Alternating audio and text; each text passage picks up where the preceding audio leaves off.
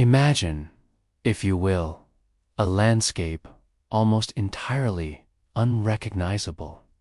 A place where the sun still beats down with relentless intensity, but where the cracked, sun-baked earth gives way to shimmering lakes, vast rivers teeming with life, and verdant grasslands stretching as far as the eye can see. Picture herds of hippos wallowing in cool waters, crocodiles basking on sandy shores, and elephants grazing on lush vegetation. Envision ancient trees casting long shadows over a landscape teeming with life, a symphony of sounds filling the air, the splash of water, the rustle of leaves, the calls of exotic birds. This isn't some fantastical dream, some far-fetched vision of a parallel world.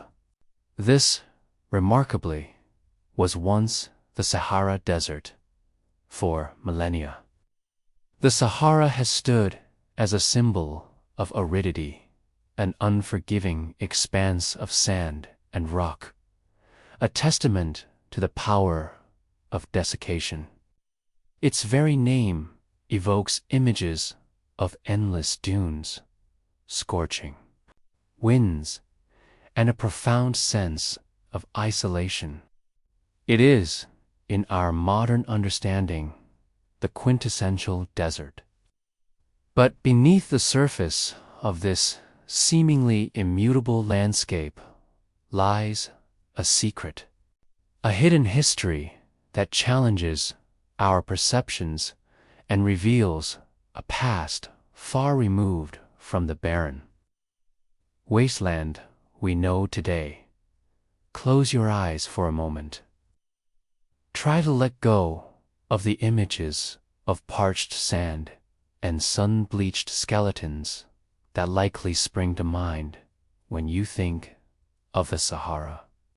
Instead, allow yourself to be transported back in time thousands of years ago to a period when the Sahara wasn't a desert at all, but a vibrant, thriving ecosystem, a place teeming with life, a place where rainfall was abundant and where water was the lifeblood that sustained a remarkable array of flora and fauna. It's difficult, isn't it, to reconcile the image of the Sahara we hold so firmly in our minds with the reality of its past. But the evidence is there, etched into the rocks, preserved in the fossil records, and whispered in the very sands that now cover this once verdant land. It's a story written in stone, a tale of dramatic climate shifts and ecological transformations that shaped not only the Sahara itself, but also the course of human history. We're talking about a period known as the African Humid Period, a window of time lasting several millennia, when the Earth's climate tilted in favor of a much wetter, greener Sahara. During this period, increased rainfall transformed the landscape, filling depressions and valleys to create massive lakes, some of which were larger than any we see in North America today. Rivers carved their way across the land, carrying life-giving water from the highlands to the lowlands, creating a network of waterways that sustained an astonishing abundance of life. Imagine the scale of this transformation. The Sahara, a region that now receives less than 10 inches of rainfall per year in many areas, was once a landscape awash in water. The implications of this shift are profound. It meant that plants could flourish, providing food and shelter for a diverse range of animals. It meant that humans could thrive, establishing settlements and developing cultures in a region that is now virtually uninhabitable. This isn't just a story about ancient climate, though. Of nature to transform landscapes, to create and destroy ecosystems, and to shape the destiny of civilizations. It's a reminder that the Earth is a dynamic planet, constantly changing and evolving, and that even the most seemingly immutable landscapes are subject to the forces of time and climate. So, as we embark on this journey to unravel the mysteries of the Green Sahara, let's approach it with a sense of wonder and curiosity. Let's be open to the possibility that the world we know today is just a snapshot in time, a fleeting moment in the grand scheme of Earth's history. And let's consider the lessons that the Sahara's transformation can teach us about the delicate balance of our planet's climate and the potential consequences of our own actions. Because understanding the past is crucial to navigating the future.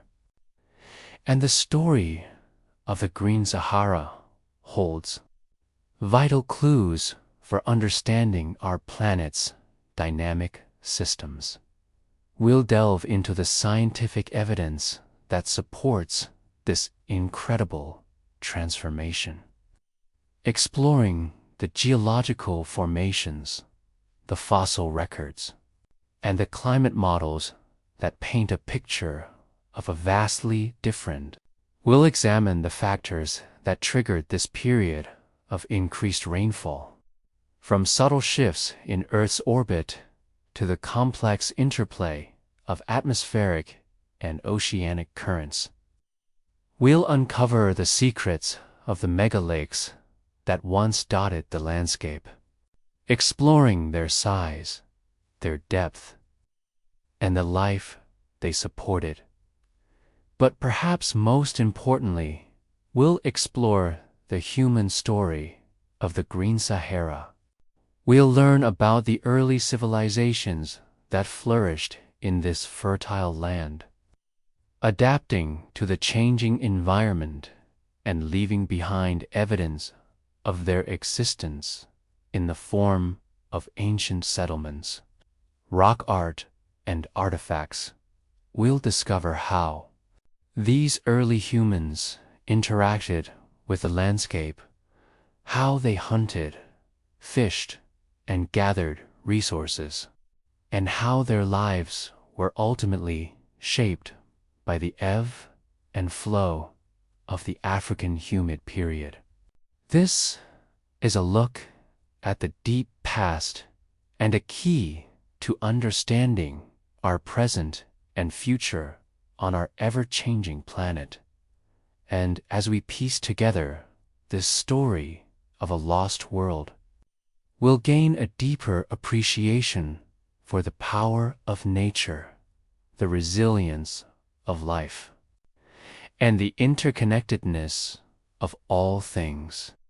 So, prepare to have your perceptions challenged, your imagination ignited, and your understanding of the Sahara, and indeed the world, forever transformed. Because the story of the Green Sahara is a story that deserves to be told. A story that reminds us that even the most desolate landscapes can hold the seeds of life and the promise of a brighter future.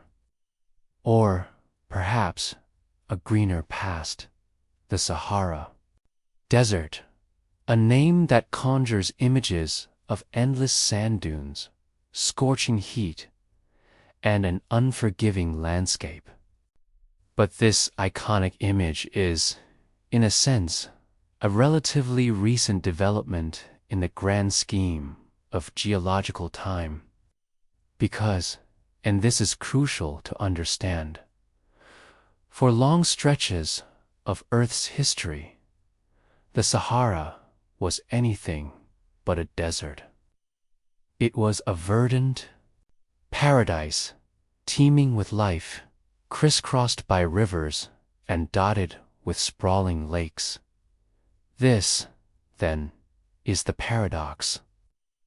A land simultaneously known for its extreme aridity and its former abundance. A place that whispers tales of both harsh desolation and lush prosperity. How can a region transition so dramatically between two such diametrically opposed states? What forces could possibly orchestrate such a radical transformation? These are the questions that lie at the heart of our exploration. Because understanding the Sahara's shifting identity isn't just about uncovering a fascinating historical anomaly. It's about gaining insights into the complex and interconnected processes that govern our planet's climate system. It's about recognizing the potential for dramatic environmental change and the delicate balance upon which even the most seemingly immutable landscapes are precariously perched. Imagine, if you will, a Sahara teeming with life. Giraffes and elephants grazing on grasslands that stretch as far as the eye can see. Crocodiles basking in the sun along the banks of mighty rivers. Hippos wallowing in the cool waters of vast lakes.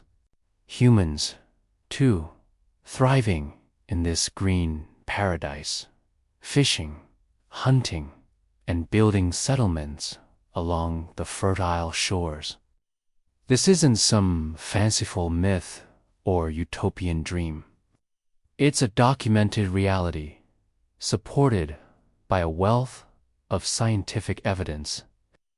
Fossil remains, ancient pollen, and sediment cores all tell the same story. The Sahara was once a vastly different place.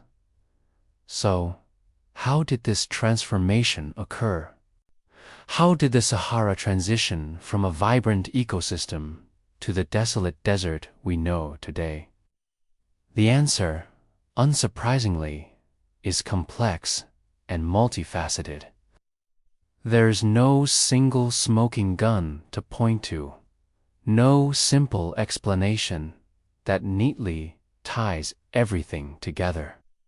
Instead, a confluence of factors acting in concert over vast timescales gradually reshaped the Sahara's climate and landscape.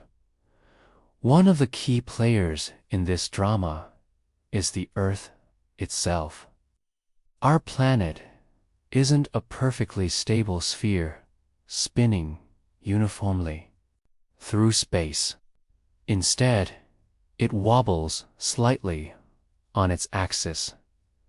Its orbit around the sun isn't perfectly circular, and its axial tilt varies over long periods of time. These seemingly subtle variations, known as Milankovitch cycles, have a profound impact on the distribution of solar radiation across the globe.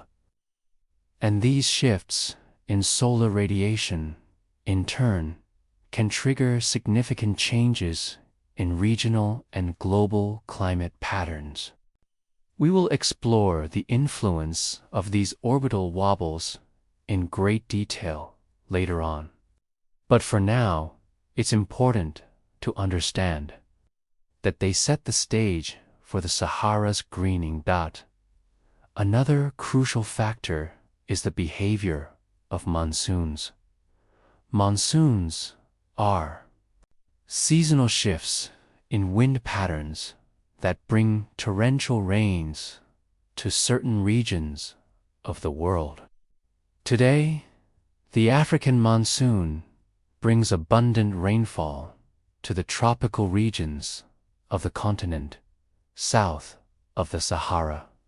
But during the periods when the Sahara was green, the monsoon belt extended much further north, bringing life-giving rains to what is now a parched desert. Understanding what caused the monsoon to shift northward is another key piece of the puzzle.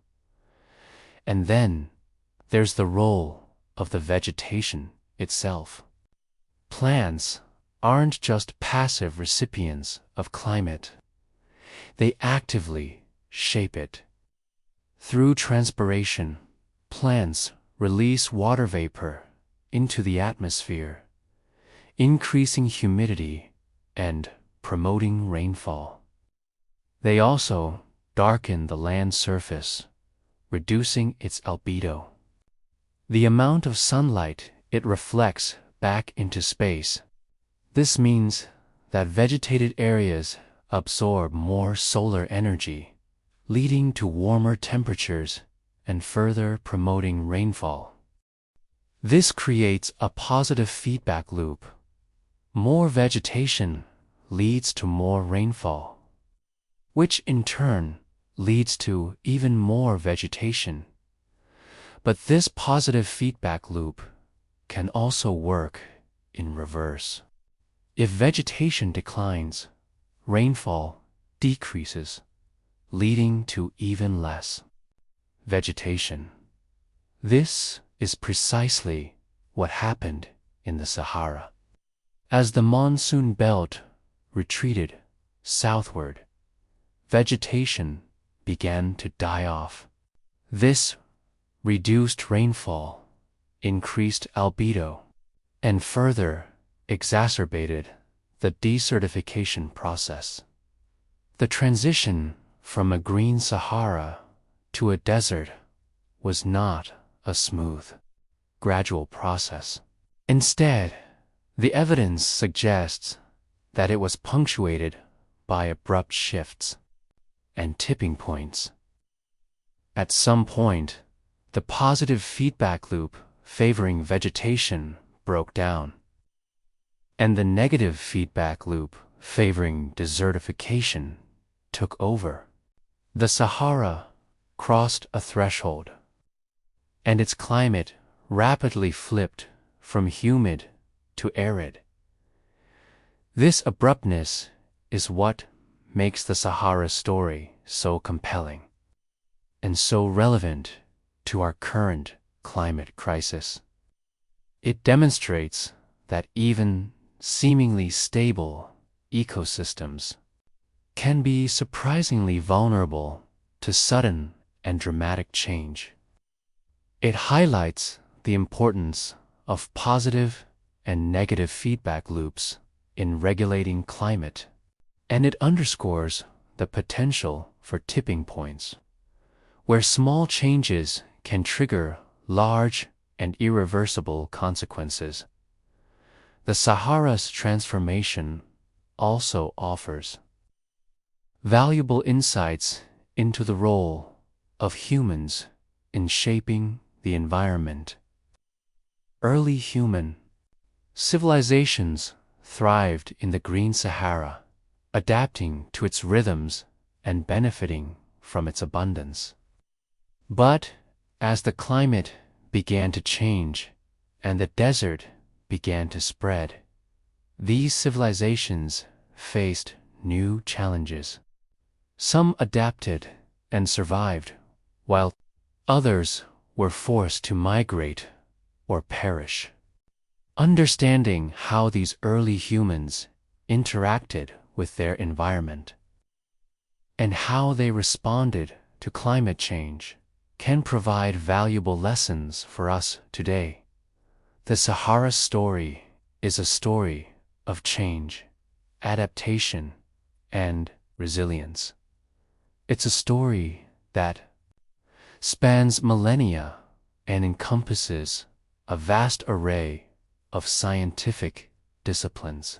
It's a story that reminds us of the dynamic and interconnected nature of our planet and the power of climate to shape landscapes and civilizations.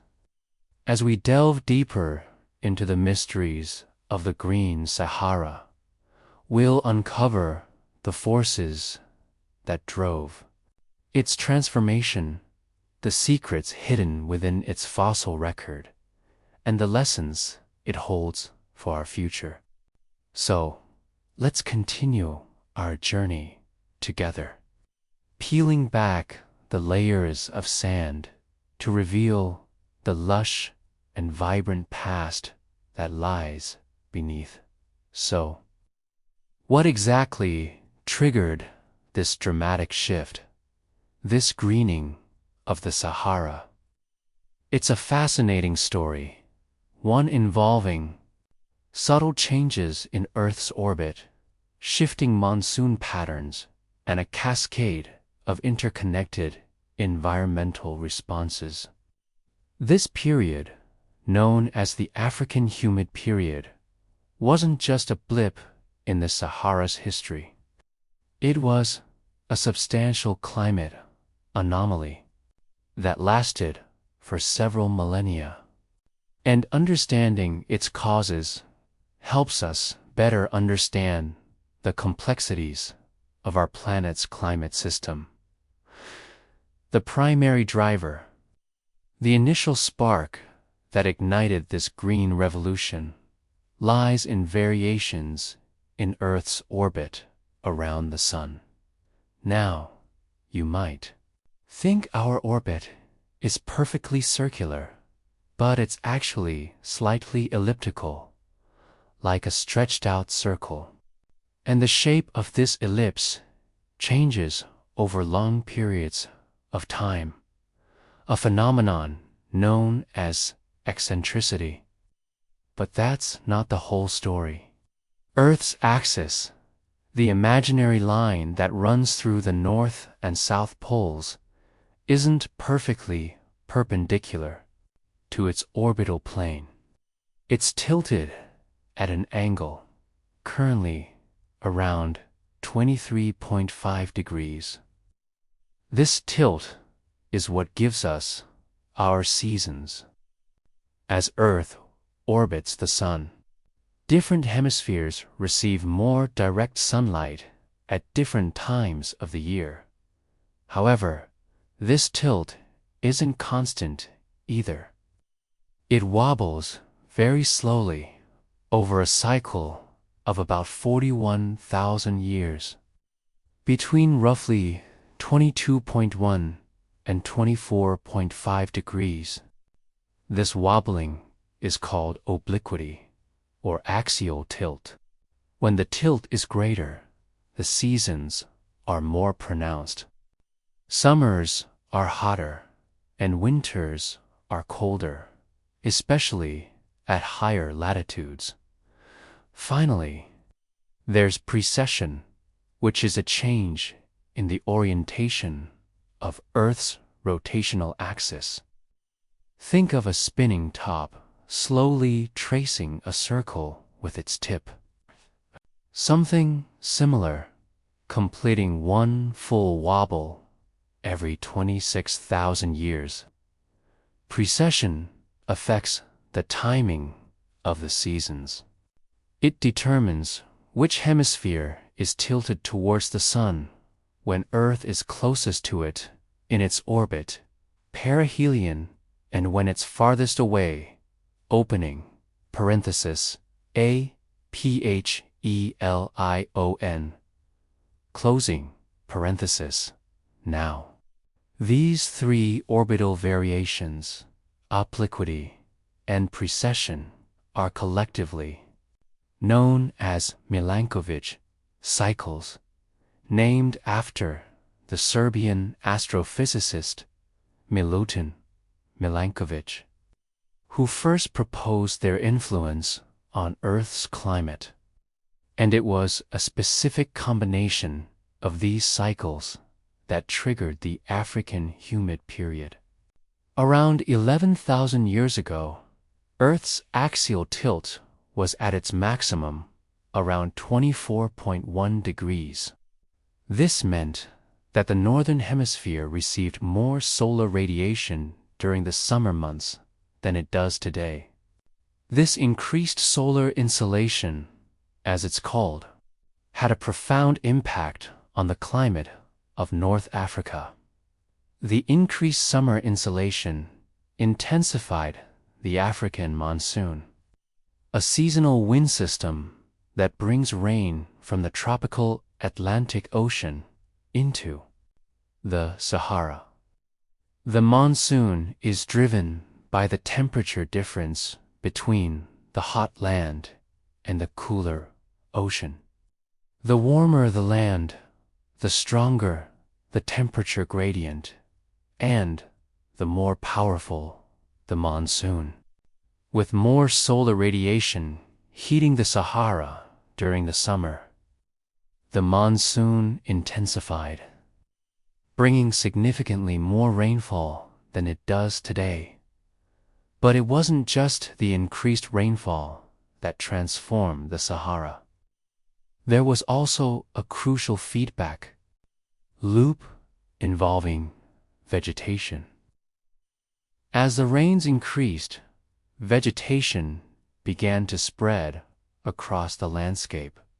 Grasslands and shrubs took root, followed by trees and forests in some areas. This vegetation had a cooling effect on the local climate. Plants absorb sunlight and release water vapor into the atmosphere through transpiration, a process similar to sweating. This cools the air and increases humidity, further promoting rainfall. The vegetation also changed the albedo, or reflectivity, of the land surface.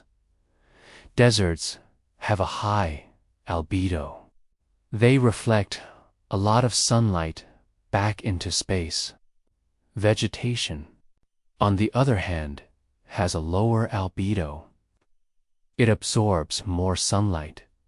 As vegetation spread across the Sahara, it absorbed more sunlight, further warming the land and intensifying the monsoon.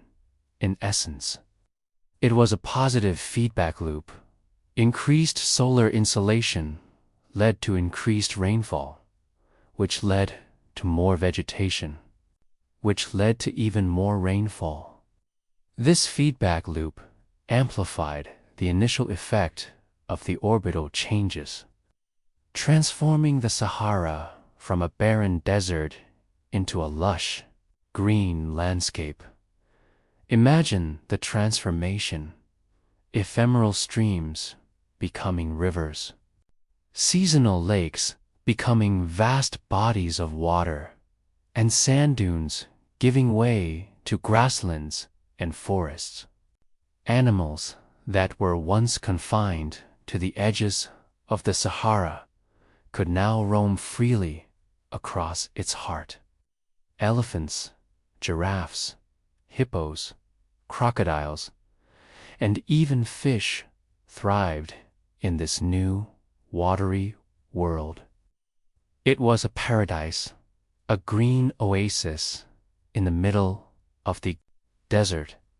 But, as with all things, this paradise was not destined to last forever. The very same orbital forces that had created it would eventually lead to its demise. We'll delve into that a little later, but for now, let's appreciate the scale of this change and the power of these subtle yet profound shifts in Earth's relationship with the sun. So, how do we go from scorching sands to sprawling savannas? The answer, as it so often is with grand, sweeping changes on our planet, lies in the stars. Or, more precisely, in our planet's slightly wonky relationship with them. We're talking about orbital mechanics, folks. Specifically, a trio of cyclical changes in Earth's orbit and orientation known as the Milankovitch cycles. I know, it sounds a little intimidating, but trust me, it's actually quite elegant. And it's absolutely key to understanding the Sahara's green transformation. Think of Earth spinning like a top. It's not perfectly upright. It's tilted on its axis. This tilt, currently around 23.5 degrees, is what gives us our seasons. As Earth orbits the sun, different parts of the planet are angled more directly towards the sun, receiving more intense sunlight and warmth.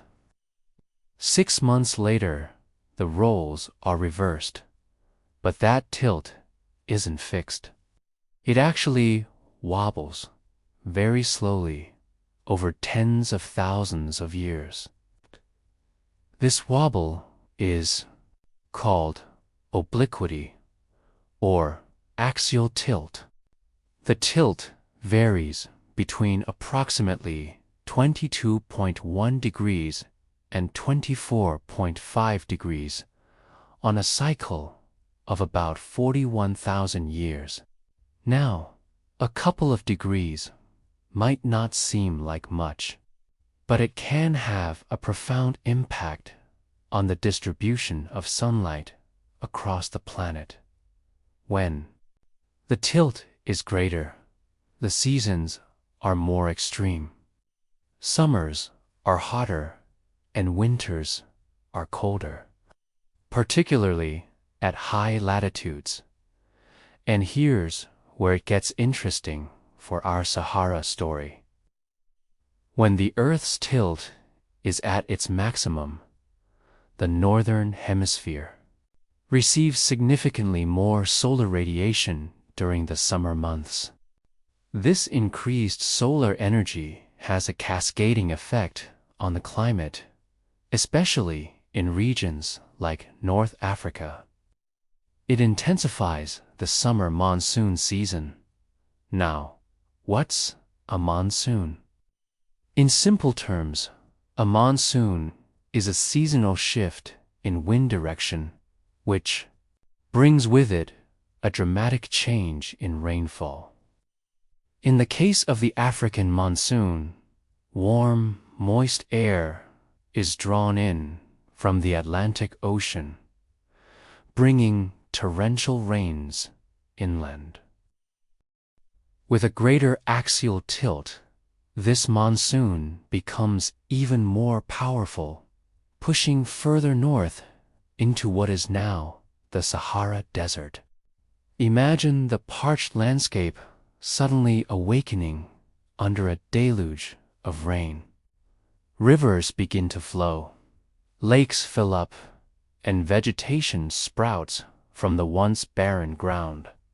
The Sahara, quite literally, begins to bloom. But obliquity is only one piece of the puzzle. There are two other important orbital variations at play. The first is eccentricity, which describes the shape of Earth's orbit around the Sun. Orbit isn't a perfect circle. It's slightly elliptical. The eccentricity measures how much the orbit deviates from a perfect circle.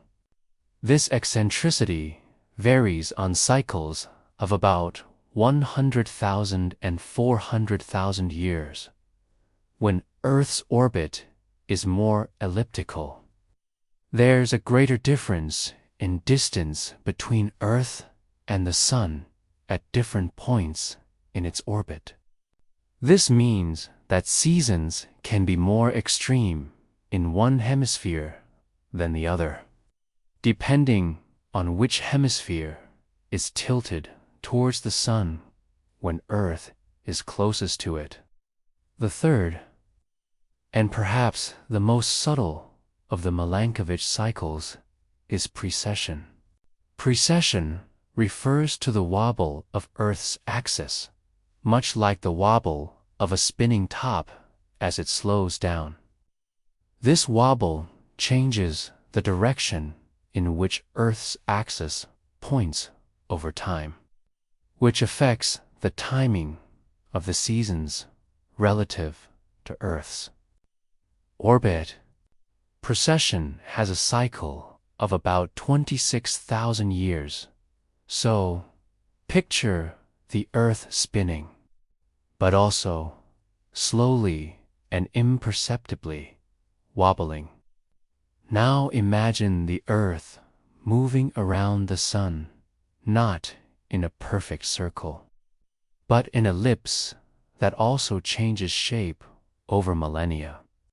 The combined effect of these three cycles, obliquity, eccentricity, and precession, creates a complex interplay of solar radiation, influencing climate patterns across the globe.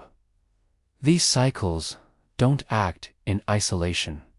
They interact with each other, sometimes amplifying each other's effects and sometimes dampening them. It's like a celestial dance, with Earth's climate responding to the rhythm of the stars. And it was during periods when these cycles aligned in just the right way that the Sahara experienced its dramatic green transformation. Think of it like this: obliquity intensifies the monsoon. Eccentricity determines the strength of the seasonal contrast, and precession fine-tunes the timing of the changes. When all three cycles conspire to maximize solar radiation in the northern hemisphere during the summer, the African monsoon surges northward, bringing life-giving rains to the Sahara.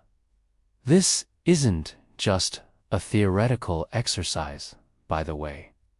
Scientists use climate models and paleoclimate data, things like fossil pollen, ancient lake sediments, and geochemical analysis, to reconstruct past climate conditions and understand how these orbital variations have influenced the Earth's climate over millions of years. And the evidence overwhelmingly supports the link between the Milankovitch cycles and the Sahara's green periods. The evidence is all over the place, from the bottom of the Atlantic to the top of the Atlas Mountains. It's important to remember that these changes happen over very long timescales. We're not talking about year-to-year variability. We're talking about cycles that unfold over thousands of years. But the cumulative effect of these slow, gradual changes can be truly transformative, as the Sahara's green past so vividly demonstrates. And that's a sobering thought when we consider the changes happening to our climate today. Changes that are unfolding at an unprecedented pace, Now, let's delve into the engine that drove this green revolution, the migration of the monsoon. Imagine, if you will, the sun beating down upon the earth, its energy most intensely focused near the equator. This intense solar radiation heats the land and ocean, creating vast areas of warm, moist air. This air rises, cools, and condenses, forming colossal thunderstorms that unleash torrential rains. These, my friends, are the monsoons. But the monsoon isn't a static phenomenon. It's a dynamic system, a breathing entity that shifts with the seasons.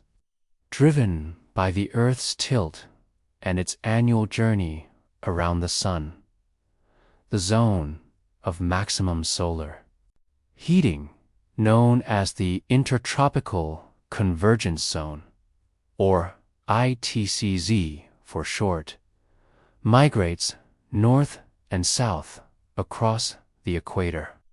And with it, the monsoons follow. Think of the ITCZ as a global rain belt, a meandering ribbon of intense precipitation. As the northern hemisphere tilts towards the sun during our summer months, the ITCZ pushes northward, drawing the monsoonal rains along with it. This is where the magic happened for the Sahara. During the African humid period, the Earth's orbital parameters, specifically the tilt of its axis, experienced a subtle but significant change. This change, known as increased obliquity, resulted in a greater seasonal contrast in the northern hemisphere.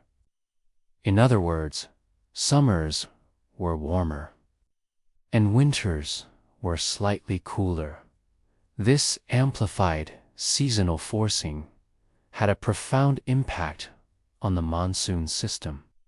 The warmer summers intensified the heating of the North African landmass, creating a stronger thermal gradient between the land and the cooler Atlantic Ocean. This stronger gradient, in turn, pulled the ITCZ and the monsoonal rains much further north than they do today. Picture this: the life-giving rains, normally confined to the equatorial regions of Africa, now reaching deep into the heart of the Sahara. Imagine the parched landscape drinking deeply, the dry riverbeds filling with rushing water, the barren plains sprouting with vegetation. It was a transformation of epic proportions. The northward migration of the monsoon was not a steady, uniform process. It was likely characterized by periods of advance and retreat, fluctuations in intensity, and regional variations in rainfall. Some areas may have experienced more consistent and abundant rainfall than others, leading to a mosaic of different ecosystems across the Sahara. The key to understanding the extent of the greening lies in understanding just how far north the monsoon could reach. Today, the northern limit of the West African monsoon typically lies around 18 degrees north latitude. During the African humid period, climate models suggest that it extended as far north as 25 degrees north. and in some periods, perhaps even further. This seemingly small shift in latitude made all the difference. It brought life-sustaining rainfall to regions that are now among the driest and most inhospitable on Earth. It allowed vegetation to take root, creating a positive feedback loop that further enhanced rainfall and moderated temperatures. But why did this northward migration cease? What caused the monsoon to retreat southward, ushering in the desert conditions we know today? That's a question that continues to fascinate and challenge climate scientists. One leading theory points to the role of vegetation itself.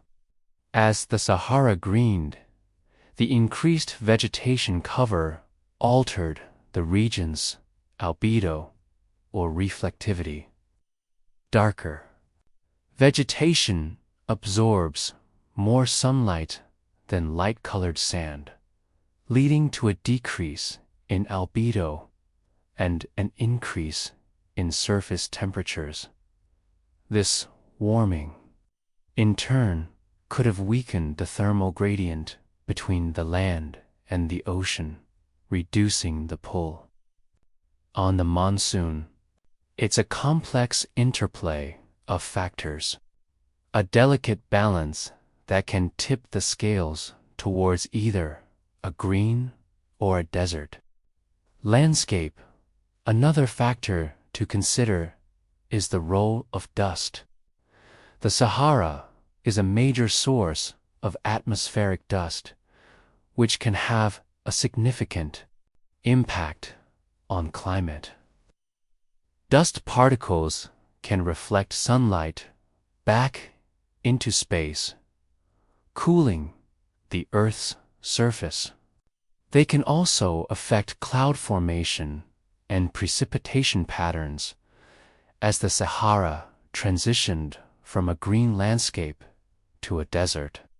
The amount of dust in the atmosphere likely increased. This increased dust load could have further reduced rainfall and contributed to the desertification process, the end of the African humid period. Was not a gradual decline, but rather a relatively abrupt transition, occurring over just a few centuries. This rapid shift suggests that a tipping point may have been reached, a threshold beyond which the positive feedback loops that sustained the Green Sahara could no longer operate. The study of the monsoon migration and its impact on the Sahara is a complex and ongoing endeavor.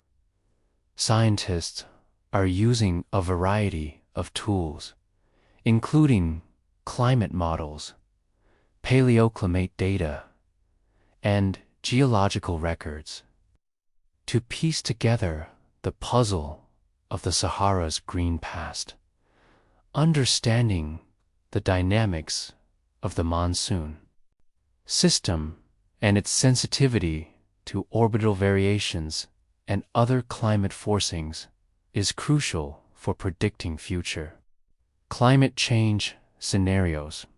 It's a reminder that even seemingly stable environments can undergo dramatic transformations, and that the Earth's climate is a complex and interconnected system. So, the next time you look at a map of the Sahara, remember that this vast, arid expanse was once a lush, green landscape teeming with life. And remember that the fate of the Sahara, like the fate of our planet, is inextricably linked to the complex dance of the monsoon.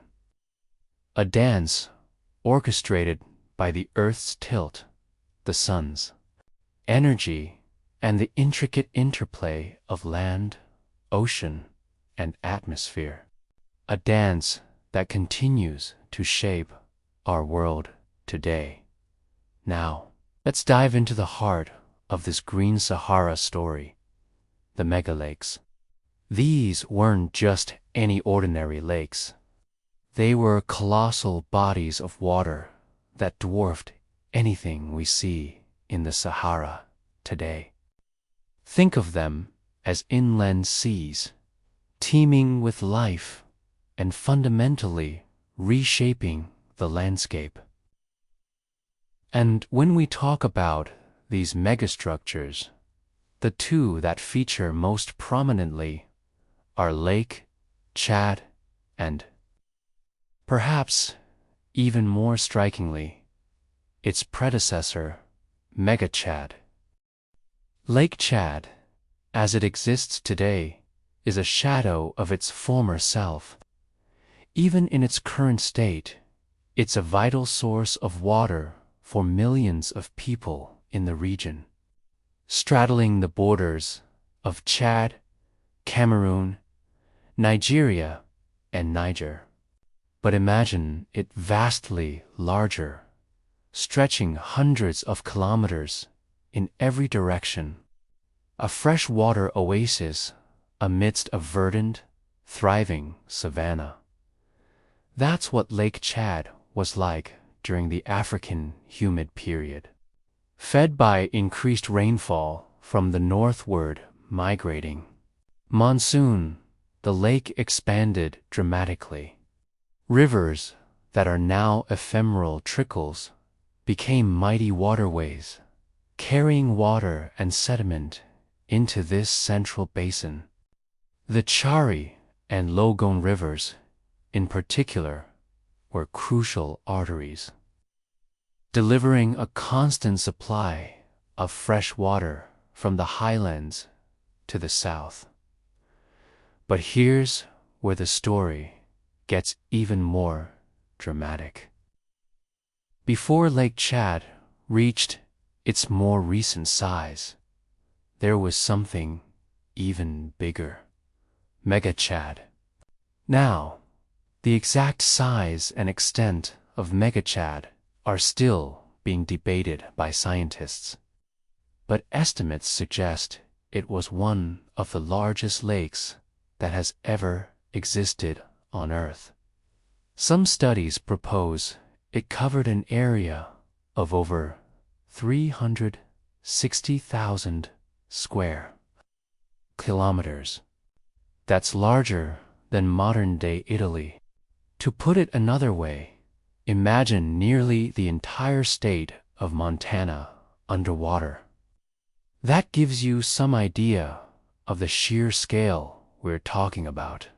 The formation of Mega Chad was a gradual process, intimately linked to the shifting climate patterns we've discussed. As the African humid period intensified, rainfall increased exponentially. The drainage basins of the surrounding regions couldn't cope with the sheer volume of water, and so it began to pool in the lowest lying areas. Over centuries and millennia, these pools merged and expanded, eventually coalescing into the colossal body of water we call Mega-Chad.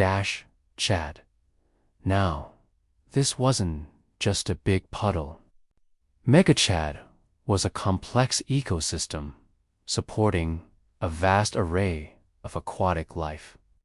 Fossil evidence reveals the presence of fish, crocodiles, turtles, and even hippopotamuses, creatures that are now largely absent from the Sahara. The lake was also a haven for birds, attracting migratory species from across Africa and beyond. Imagine the cacophony of sounds, the vibrant colors of the plumage, the sheer abundance of life concentrated around this freshwater paradise. But Megachad wasn't the only significant lake in the region. Other large lakes also formed during the African humid period, though perhaps none quite so dramatically as Lake Chad and Megachad. These included lakes in what are now the Libyan and Egyptian deserts, as well as smaller lakes and wetlands scattered across the Sahara. Each of these water bodies acted as a local hotspot of biodiversity, supporting unique ecosystems and providing crucial resources for both animals and humans. The presence of these lakes also had a profound impact on the surrounding environment. The increased humidity created by the lakes helped to support lush vegetation, transforming the Sahara into a mosaic of grasslands, savannas, and woodlands. Trees and shrubs took root, providing shade and shelter for animals and stabilizing the soil against erosion. The lakes themselves acted as giant reservoirs, regulating the flow of water and preventing flash floods. Furthermore, these lakes may have even influenced the climate of the region. Large bodies of water have a significant thermal inertia, meaning they warm up and cool down more slowly than land. This can moderate temperature fluctuations and create a more stable climate. The presence of Megachad and other large lakes may have helped to buffer the Sahara against extreme temperature swings, creating a more hospitable environment for life. Think about the implications for early humans. A green Sahara dotted with massive lakes would have been an incredibly attractive place to live. Water, food, and shelter would have been readily available, making it possible for human populations to thrive. And indeed, archaeological evidence confirms that early humans did flourish in the Sahara during the African humid period, leaving behind traces of their settlements and activities along the shores of these ancient lakes. The story of Megachad and the other Saharan lakes is a powerful reminder of the Earth's dynamic climate and the potential for dramatic environmental change. It demonstrates that even the most arid regions of our planet can transform into lush, vibrant landscapes under the right conditions.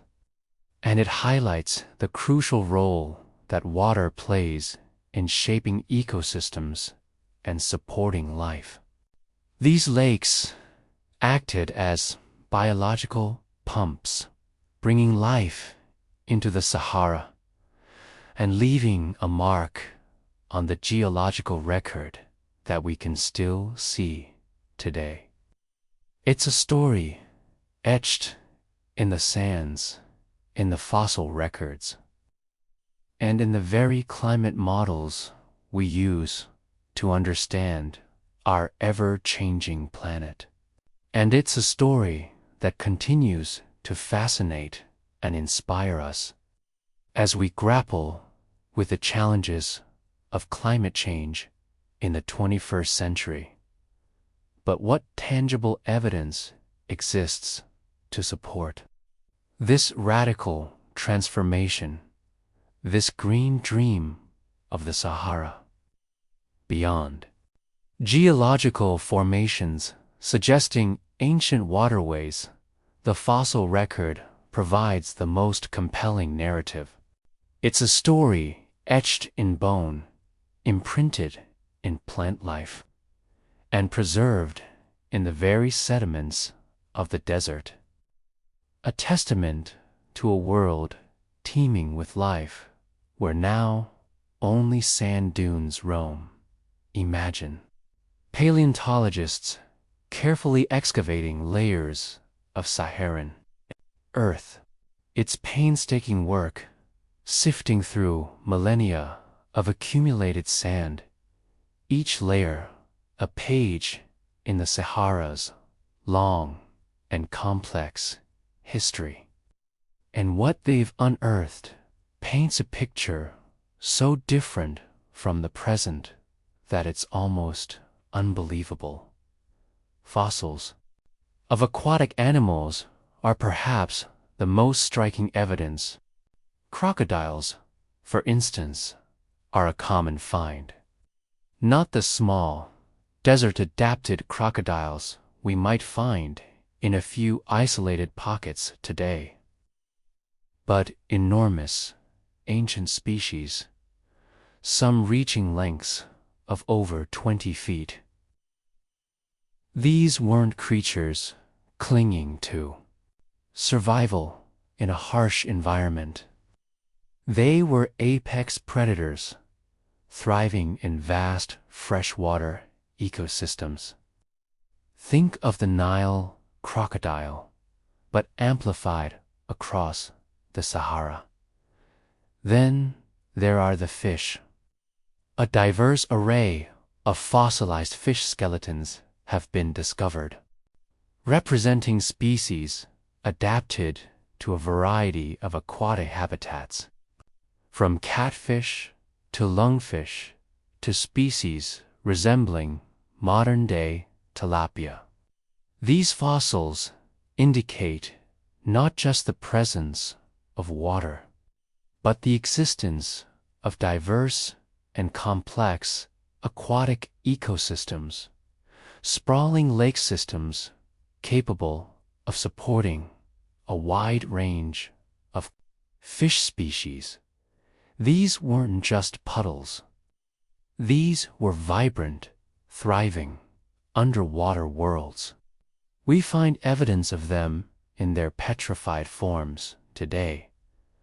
But the aquatic life wasn't limited to reptiles and fish. Fossilized shells of mollusks, both snails and bivalves, are abundant in certain areas. These creatures require freshwater habitats to survive, and their widespread presence across the Sahara indicates that lakes and rivers were a dominant feature of the landscape. These shells also provide valuable insights into the water chemistry of these ancient lakes, helping scientists to reconstruct the environmental conditions that prevailed during the African humid period. Imagine walking along a lakeshore millions of years ago, the ground crunching beneath your feet, not with sand, but with the discarded shells of countless generations of mollusks. And, of course, there are the fossilized remains of amphibians. Frogs and salamanders are particularly sensitive to environmental changes, requiring moist habitats to survive. The presence of their fossils in the Sahara provides further confirmation of a wetter, more humid climate. These amphibians, along with the fish and reptiles, would have formed intricate food webs, supporting a diverse and thriving ecosystem. The evidence isn't just confined to aquatic animals, though. Fossils of terrestrial animals that depended on these water sources are also prevalent. We find the bones of hippopotamuses, grazing animals that require access to water for both drinking and thermoregulation. Their presence suggests that the Sahara wasn't just a network of lakes and rivers, but also a mosaic of grasslands and woodlands providing ample grazing opportunities. Imagine herds of hippos wallowing in the shallows of a Saharan lake, such as elephants, giraffes, and buffalo have also been unearthed. These animals adapted to savanna and woodland environments further support the idea that the Sahara was once a much greener and more hospitable place. The fossil evidence suggests that these animals migrated across the Sahara following the seasonal rains and grazing on the abundant vegetation. It was a trans-Saharan highway of life, but the fossil record extends beyond the animal kingdom. Preserved plant matter offers an equally compelling narrative. Fossilized leaves, seeds, and pollen grains provide direct evidence of the types of vegetation that once thrived in the Sahara. These plant fossils indicate the presence of a diverse array of trees, shrubs, and grasses, including species that are now found only in more humid regions of Africa. Pollen analysis, in particular, is a powerful tool for reconstructing past vegetation patterns. By examining the types and abundance of pollen grains preserved in sediments, scientists can determine the dominant plant species in a given area at a specific time. Pollen records from the Sahara reveal a dramatic shift in vegetation during the African humid period, from arid desert scrub to lush grasslands and woodlands. Furthermore, fossilized wood provides evidence of the types of trees that once grew in the Sahara. Petrified wood, in which organic matter has been replaced by minerals, can preserve the cellular structure of the wood, allowing scientists to identify the species of tree from which it came. Fossilized wood from the Sahara include species of acacia, tamarisk, and other trees that are adapted to relatively dry conditions, but also species of sycamore, fig, and other trees that require more moisture. The mix indicates a diverse environment of dense forests and sparse coverage, the combined evidence from animal and plant fossils paints a vivid picture of a Sahara transformed. It was a land of lakes and rivers, grasslands and woodlands teeming with life. The fossil record provides irrefutable proof that the Sahara was once a much wetter, greener, and more hospitable place than it is today. It's a reminder of the immense power of climate change and the dramatic transformations that can occur on our planet over time. It's a world beneath the sand, just waiting to be rediscovered. And with each new fossil unearthed, we gain a deeper understanding of the Sahara's remarkable past and the forces that shaped its present as the Sahara blossomed. It wasn't just a botanical renaissance or a wildlife haven, it became a cradle of civilization. Imagine, for a moment, entire cultures rising and thriving where today there's only endless sand. The archaeological record is slowly painting a more detailed portrait of these early Saharans, revealing a sophisticated understanding of their environment and a remarkable ability to adapt and flourish. These weren't just nomadic tribes scratching out a meager existence. Evidence suggests settled communities engaging in agriculture, animal husbandry, and even rudimentary forms of trade. The lakes and rivers teemed with fish, providing a reliable food source. The grasslands supported herds of cattle and other livestock, and the fertile land allowed for the cultivation of crops, offering a stable and sustainable way of life. One of the most compelling pieces of evidence comes in the form of ancient pottery shards. These fragments, scattered across the Sahara, tell a story of settled communities capable of crafting and utilizing sophisticated tools. Analysis of the pottery often reveals traces of various grains and seeds, confirming the presence of agriculture. The designs on these pots, too, offer glimpses into the beliefs and artistic sensibilities of these early people. Furthermore, the discovery of ancient cattle bones, along with distinctive burial sites, suggests a reverence for livestock and a complex social structure. These weren't just randomly slaughtered animals.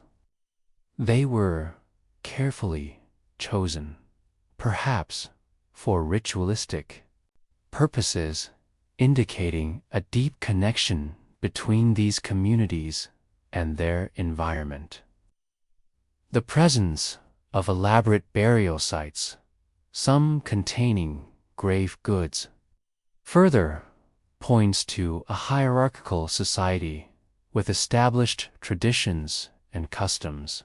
The Gobero archaeological site in Niger offers perhaps the most compelling evidence. Here, archaeologists uncovered a sprawling cemetery dating back thousands of years, revealing two distinct cultures that thrived during different wet phases of the Sahara. The earlier Kifian culture, dating back roughly 10,000 years, were tall, robust hunter-gatherers who relied heavily on the abundant aquatic resources. Then, after a period of aridification, the Tenarian culture emerged, shorter and more slender.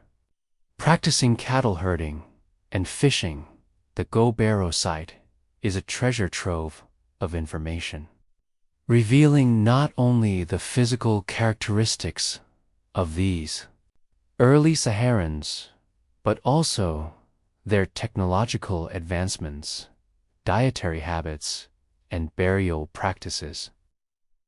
Skeletons were found adorned with jewelry made from ivory and hippo teeth, showcasing their artistic skills and their access to valuable resources. The presence of fishhooks and harpoons speaks to their mastery of fishing techniques, and the analysis of their bones reveals a diet rich in protein and carbohydrates. Beyond Gobero, scattered across the Sahara, are other sites yielding similar evidence.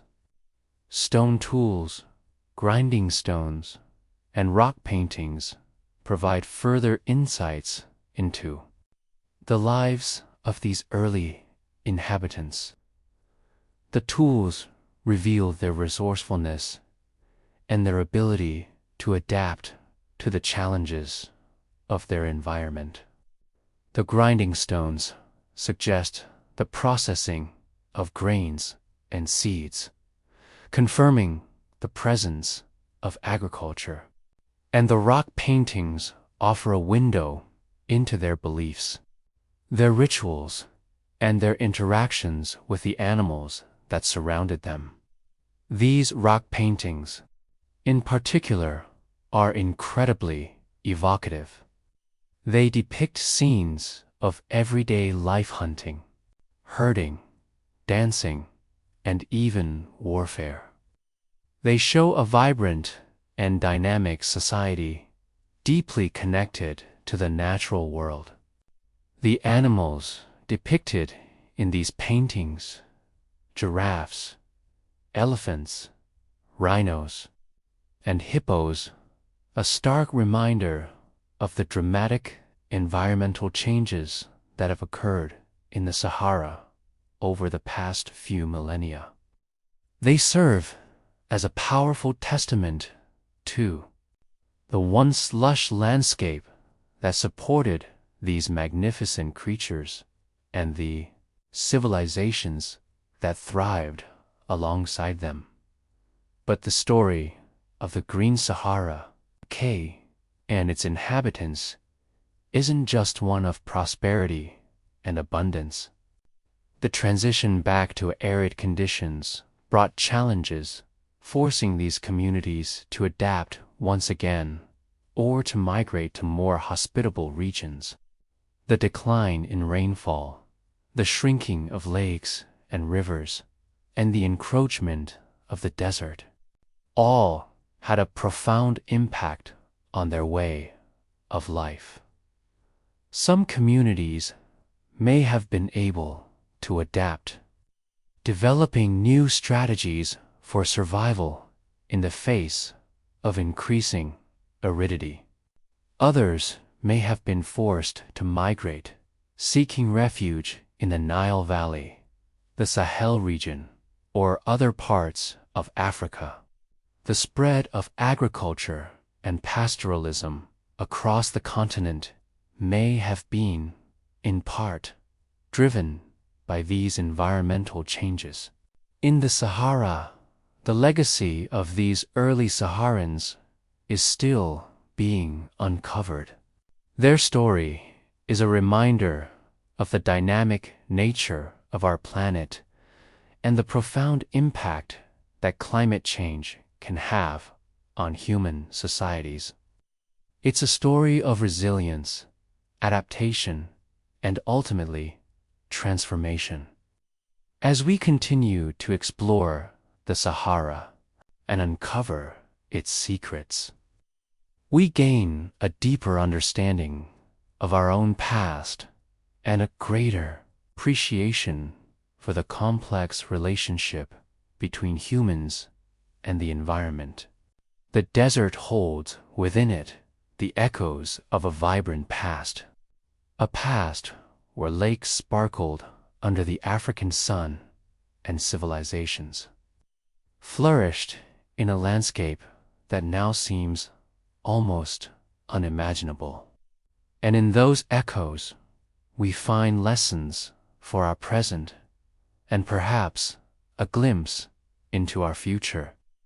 We must remember this past so that we aren't doomed to repeat the mistakes that caused the desertification in the first place. But the fossil record isn't the only way we know about this verdant Sahara. Arguably, even more compelling evidence comes from the rock art that dots the landscape. Scattered across the now barren cliffs and caves are thousands upon thousands of paintings and engravings. A vibrant gallery created by the people who once thrived in this green paradise. These weren't just idle doodles. They were a record of life, a testament to the abundance and diversity that once reigned supreme. And it's what's depicted in these artworks that truly tells the story. Imagine yourself, for a moment, as one of these early artists. You're surrounded by grasslands teeming with life, by lakes shimmering under the African sun. What would you choose to immortalize on the rock face? Certainly not camels, as you would see today, because these creatures were introduced to the area much later. Instead, you'd likely depict the animals that defined your world, the creatures that sustained you and shaped your culture. And that's exactly what we find. The rock art is overwhelmingly dominated by images of animals that are utterly incongruous with the modern Sahara. We see giraffes, their long necks gracefully stretching towards the sky. We see elephants, majestic and powerful, their trunks raised in a silent trumpet. We see rhinoceroses, their thick hides and formidable horns, a symbol of strength. And, perhaps most strikingly, we see hippopotamuses and crocodiles, creatures inextricably linked to water, basking in the sun or lurking in the shallows. Think about that for a moment. Hippos, crocodiles in the Sahara Desert. It's a jarring image, a stark contrast to the arid landscape we know today. But these depictions are not flights of fancy. They are not mythical beasts conjured from the imagination. They are accurate representations of the fauna that flourished during the African humid period, a time when the Sahara was a very different place.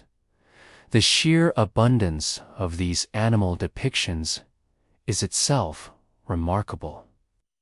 This isn't just a handful of isolated images. In some areas, rock art sites contain hundreds, even thousands, of individual paintings and engravings, each one a testament to the prevalence of these animals in the ancient Sahara. The Tassili, Najur, in Algeria, for example, is a UNESCO World Heritage Site renowned for its stunning collection of rock art. Here, you can find detailed depictions of cattle, sheep, and goats, indicating a thriving pastoral culture. But alongside these domesticated animals are the wild creatures that paint an even more vivid picture of the environment. And it's not just the presence of these animals, but also the way they are depicted that provides valuable insights. The artists often captured the animals with remarkable accuracy, showcasing their knowledge of animal anatomy and behavior. We see giraffes browsing on acacia trees, elephants drinking at waterholes, and crocodiles basking in the sun.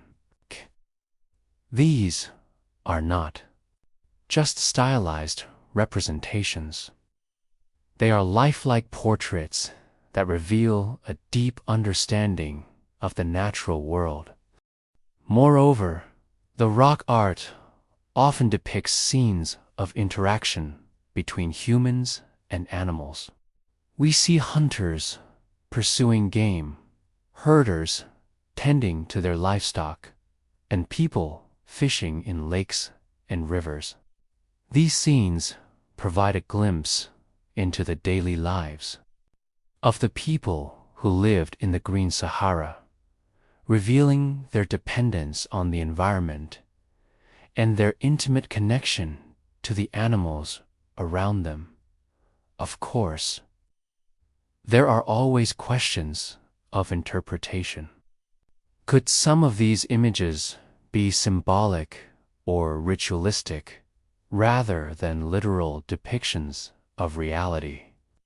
Perhaps, but the overwhelming evidence suggests that the vast majority of these images are indeed representations of the animals that actually existed in the region. Sheer consistency of the depictions, the anatomical accuracy, and the presence of multiple species that are incompatible with a desert environment all point to a single conclusion. The Sahara was once home to a diverse range of animals that are now absent from the region. Furthermore, the dating of the rock art supports this conclusion. By analyzing the style of the artwork, the materials used, and the surrounding archaeological context, researchers have been able to establish a timeline for the creation of the rock art. The oldest images, dating back as far as 12,000 years ago, coincide with the beginning of the African humid period. As the climate gradually shifted and the Sahara began to dry out, the style of the rock art also changed, reflecting the changing environment. Later images depict animals that are more adapted to arid conditions, such as gazelles and ostriches, indicating a gradual transition from a lush, green landscape to a more desert-like environment. So, the next time you look at a map of the Sahara Desert, remember that this seemingly barren landscape was once a vibrant ecosystem teeming with life. Remember the elephants, the giraffes, the hippos, and the crocodiles that roamed the plains and swam in the lakes. And remember the people who lived alongside these animals, who left behind a stunning legacy of rock art that tells the story of a green Sahara. It's a story of dramatic climate change, of ecological transformation, and of the enduring power of nature. And it's a story that continues to resonate today as we grapple with the challenges of a changing planet. But just as dramatic as the Sahara's transformation into a green paradise was, its return to desert was equally swift and arguably even more brutal. Imagine, if you will, a vibrant landscape teeming with life, lush vegetation stretching as far as the eye can see, hippos wallowing in shimmering lakes, and early human settlements thriving along fertile riverbanks. Then picture that verdant world slowly, then rapidly fading away like a dream dissolving with the harsh light of dawn. The lakes shrinking, the rivers drying up, the plants withering, and the animals struggling to survive as the relentless sun reclaimed its domain. This wasn't a gradual slide. It was an abrupt and devastating shift. The time frame for this transition is surprisingly short, geologically speaking. While the African humid period lasted for several millennia, its demise appears to have occurred over just a few centuries, maybe even less in some regions. Think of it like this: a thriving ecosystem collapsing within the lifespan of just a few human generations. The impact on the flora and fauna, and especially on the human populations that had come to rely on the Green Sahara, must have been immense. But what triggered this rapid desertification? The answer, as is often the case with complex climate phenomena, is multifaceted, involving a combination of factors that conspired to destabilize the delicate balance that had sustained the African humid period. We've already touched on the primary driver: changes in Earth's orbit.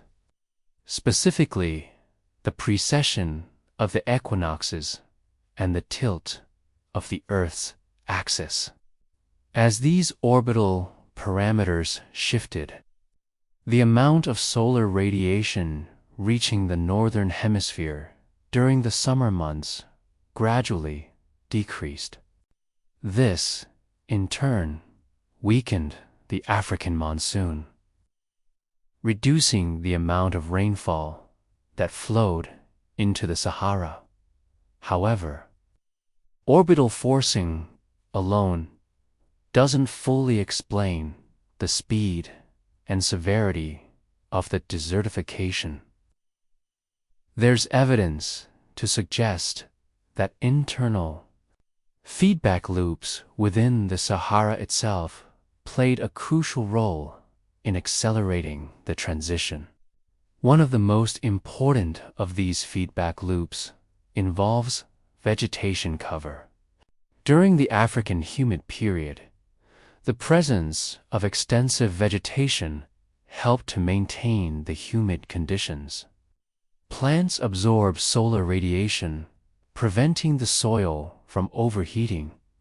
They also release water vapor into the atmosphere through transpiration, increasing humidity and promoting rainfall.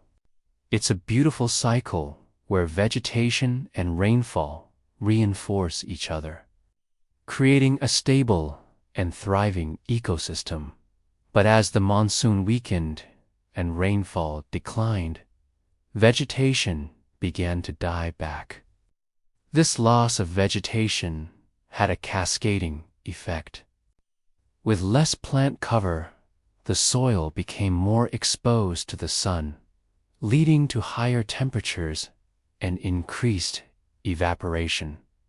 The reduced transpiration meant less moisture in the atmosphere, further decreasing rainfall.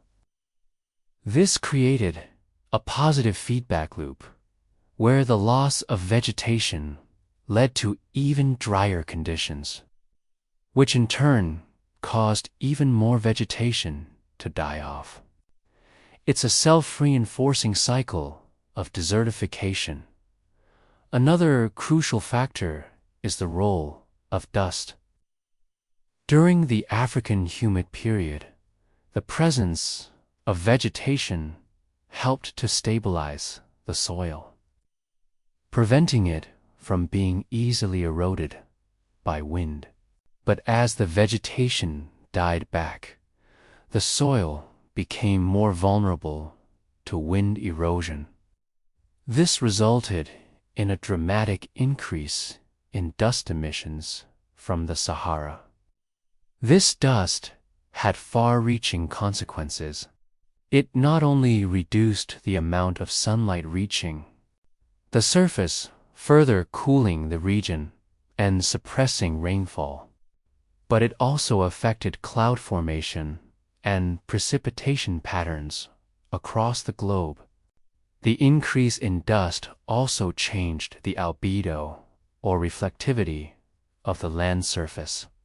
Sand is far more reflective than plants. When the land shifted from plants to sand, more solar radiation was reflected back into space, cooling the surface and reducing rainfall. Think of it like a domino effect. A small initial change in orbital forcing triggered a cascade of events within the Sahara, amplifying the drying trend and accelerating the desertification process. The loss of vegetation, the increase in dust emissions, and the change in albedo all conspired to create a perfect storm, transforming the Green Sahara back into the arid desert we know today. The impact on early human populations was devastating. The once thriving settlements that had flourished along the shores of Saharan lakes and rivers were forced to adapt or migrate. Some populations may have moved southwards towards the Nile Valley or the Sahel region, seeking more reliable sources of water and sustenance. Others may have retreated to oases or highland areas where localized rainfall could still support agriculture and pastoralism. The archaeological record provides compelling evidence of this societal upheaval. We see a shift in settlement patterns, a decline in population densities, and changes in subsistence strategies as people struggled to cope with the increasingly harsh conditions. The rock art that once depicted scenes of lush vegetation and abundant wildlife began to reflect the reality of a drier, more challenging environment. The story of the Sahara's abrupt desertification is a stark reminder of the fragility of ecosystems and the potential for rapid and dramatic climate change. It highlights the importance of understanding the complex interactions between different components of the Earth system and the role of feedback loops in amplifying climate change. It also underscores the vulnerability of human societies to environmental shifts and the need for adaptation and resilience in the face of a changing climate. The Green Sahara, once a symbol of abundance and prosperity, serves as a cautionary tale, reminding us of the power of nature and the importance of safeguarding our planet's ecosystems. And it is a stark reminder that even the most dramatic transformations can occur with surprising speed, leaving behind a landscape dramatically altered and a human story forever shaped by the forces of nature. But how exactly did this verdant transformation sustain itself? It wasn't simply a case of the monsoons arriving and presto, a green Sahara emerged. The vegetation itself played a crucial role, creating a positive feedback loop that amplified the humid conditions and allowed life to flourish. Think of it as the Sahara essentially creating its own weather, a self-sustaining oasis in the middle of what we know today as a harsh desert. This positive feedback loop hinged on a few key factors, all interconnected and mutually reinforcing. First, there's the impact of vegetation on rainfall. We know that plants release water vapor into the atmosphere through a process called transpiration. It's essentially plants wet, though far more elegant. When vast swaths of land are covered in forests, grasslands, and wetlands, the cumulative effect of transpiration is significant. It adds moisture to the air, increasing humidity and cloud formation. And more clouds, of course, translates to, you guessed it, more rain. It's a self-perpetuating cycle. More vegetation leads to more moisture, which leads to more rainfall, which in turn supports even more vegetation. Imagine the Sahara at the peak of the African humid period. Instead of endless dunes of sand stretching towards the horizon, picture a landscape dotted with sprawling lakes, meandering rivers, and lush vegetation covering everything in between. The air would have been thick with humidity, a stark contrast to the arid conditions we associate with the Sahara today. This moisture-laden air would have fueled frequent thunderstorms, providing a consistent supply of fresh water to nourish the burgeoning ecosystem. Beyond rainfall, vegetation also influences the local climate in other significant ways. Plants help to cool the land surface through evapotranspiration, the combined process of evaporation from the soil and transpiration from plants. As water evaporates, it absorbs heat from the surrounding environment, effectively acting as a natural air conditioner. This cooling effect reduces surface temperatures and creates a more hospitable environment for both plants and animals. In the absence of vegetation, the bare desert soil absorbs a huge amount of solar radiation, leading to scorching surface temperatures that make it nearly impossible for life to thrive. This cooling effect is particularly important in a place like the Sahara, which receives intense sunlight year-round. By reducing surface temperatures, vegetation helps to mitigate the extreme heat and create a more moderate climate overall. This, in turn, allows more delicate plant species to survive and thrive, further enhancing the overall biodiversity of the ecosystem. Another critical aspect of vegetation's role in maintaining the humid conditions is its effect on soil stability.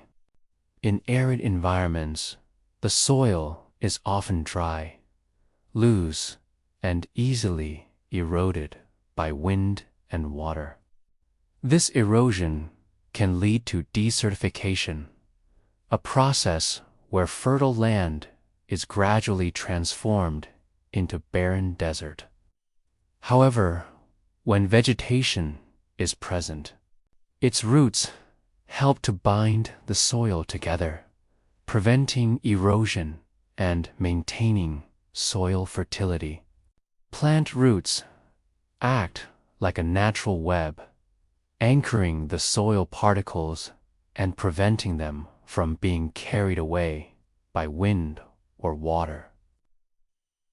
This is especially important during periods of heavy rainfall, when erosion is at its highest risk. By stabilizing the soil, vegetation helps to retain moisture, nutrients, and organic matter, all of which are essential for plant growth. It creates a virtuous cycle where healthy vegetation leads to healthy soil, which in turn supports even more vegetation. Furthermore, the presence of vegetation influences the albedo of the land's surface. Albedo refers to the reflectivity of a surface, how much sunlight it reflects back into the atmosphere. Bare desert sand has a high albedo, meaning it reflects a large proportion of incoming solar radiation. This reflected sunlight doesn't warm the land's surface. Instead, it bounces back into the atmosphere and can even contribute to global cooling. Conversely, vegetation has lower albedo, meaning it absorbs more sunlight. This absorbed sunlight warms the land surface, which in turn leads to increased evaporation and rainfall. In the case of the Green Sahara, the shift from bare desert to lush vegetation would have resulted in a significant decrease in albedo. This would have led to increased absorption of solar radiation, warmer temperatures, and higher rates of evaporation, all of which would have contributed to maintaining the humid conditions. It's another layer in the feedback loop. The darker vegetation absorbs more energy, which fuels the processes which keep the vegetation alive. This intricate interplay between vegetation, rainfall, temperature, and soil stability created a remarkably stable and resilient ecosystem in the Sahara during the African humid period.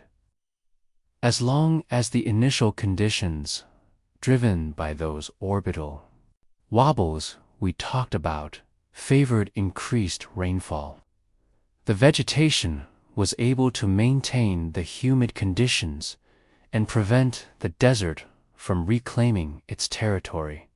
It was a delicate balance, a finely tuned system where every component played a crucial role. And, as we'll see later, it was a balance that was ultimately disrupted with dramatic consequences. But before we delve into the collapse of the Green Sahara, it's important to understand just how quickly things could change, and how seemingly small shifts can have enormous consequences on a grand scale. It's a lesson in planetary scale interconnectedness, where even the smallest leaf plays a role in the grand scheme of things. Now, imagine a landscape stripped bare. No trees, no grasses, just endless expanses of sand and rock baking under the relentless sun. That's the reality of the Sahara today, and it's a far cry from the lush environment it once was. But the loss of vegetation isn't just an aesthetic change. It has profound implications for the climate of the region, and indeed, the entire planet. We're going to dive into two key concepts here: dust and albedo, and how they play a pivotal role in maintaining, or in this case, disrupting, a climate system. Let's start with dust. A vegetated landscape holds the soil together, preventing it from being easily swept up by the wind.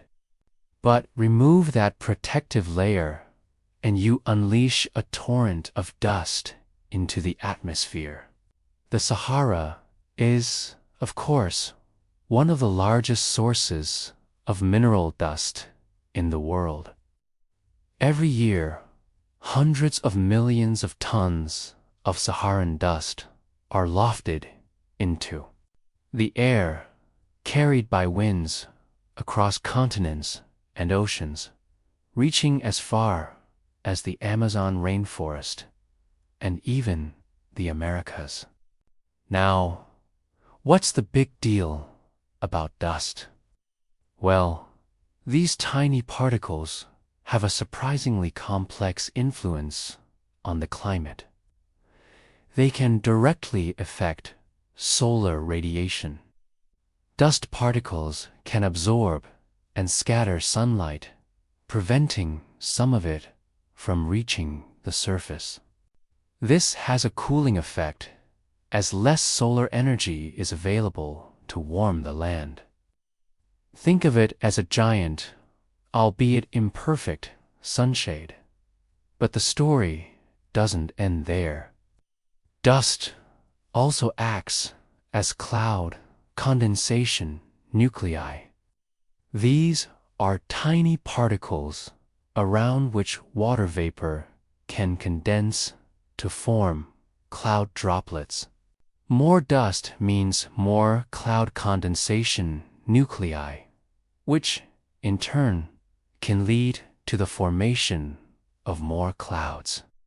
And clouds, as we know, have a significant impact on the Earth's radiation balance.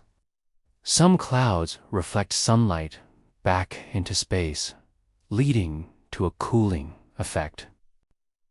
Others trap heat, leading to a warming effect.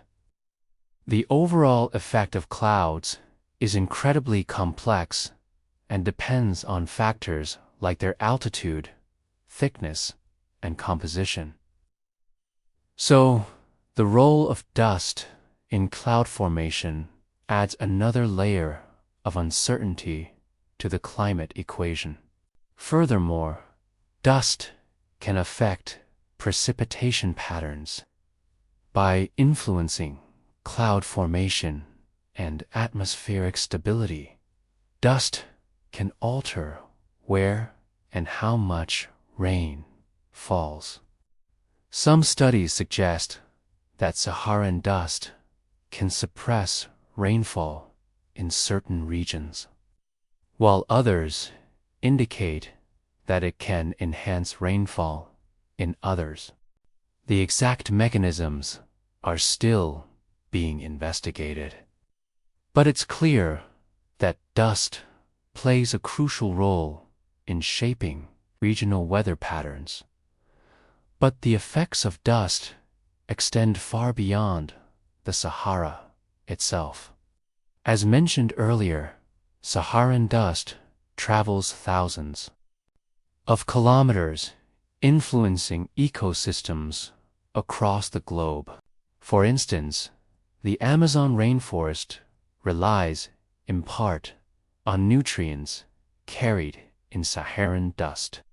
These nutrients, particularly phosphorus, are essential for plant growth and help to fertilize the rainforest soil, which is naturally poor in nutrients.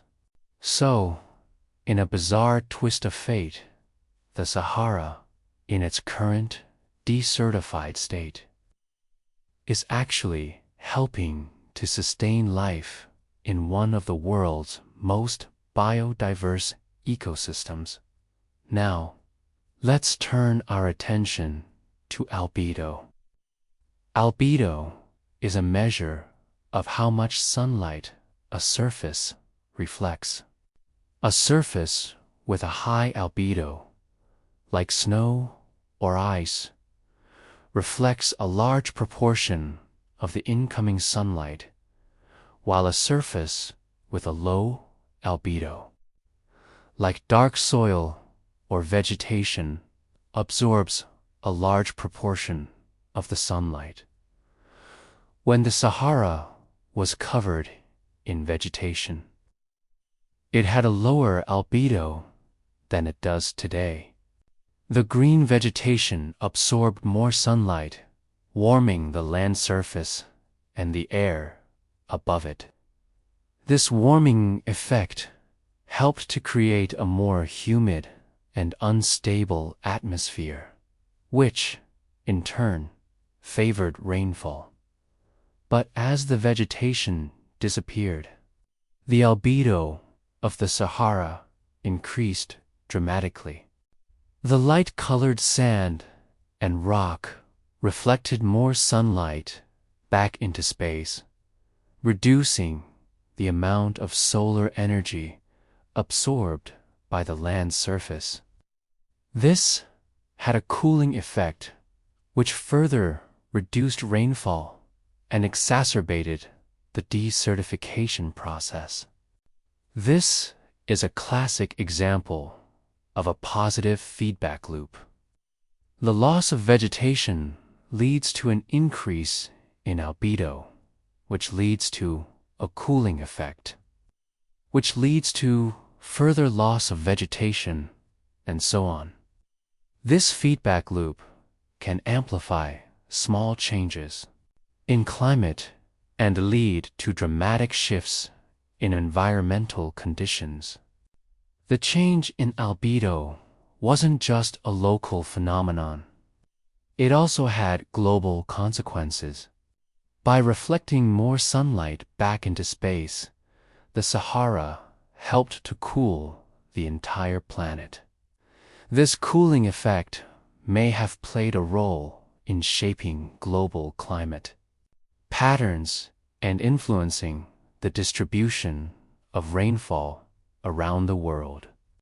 It's important to remember that the climate system is incredibly complex and interconnected. Changes in one region can have far-reaching consequences for other regions. The desertification of the Sahara is a stark reminder of this fact. So, to recap, the loss of vegetation in the Sahara led to a significant increase in dust emissions and albedo. These changes had a profound impact on the climate of the region, as well as the global climate system. Cloud formation and precipitation patterns. Increased albedo reflected more sunlight, contributing to cooling and reduced rainfall. This illustrates just how tightly coupled vegetation and climate really are. By understanding these processes, we can better appreciate the delicate balance of nature and the potential consequences of environmental change, and hopefully prevent future collapses of this scale. So, what exactly caused this dramatic shift, this turning of the page from a lush, green landscape to the arid expanse we know today?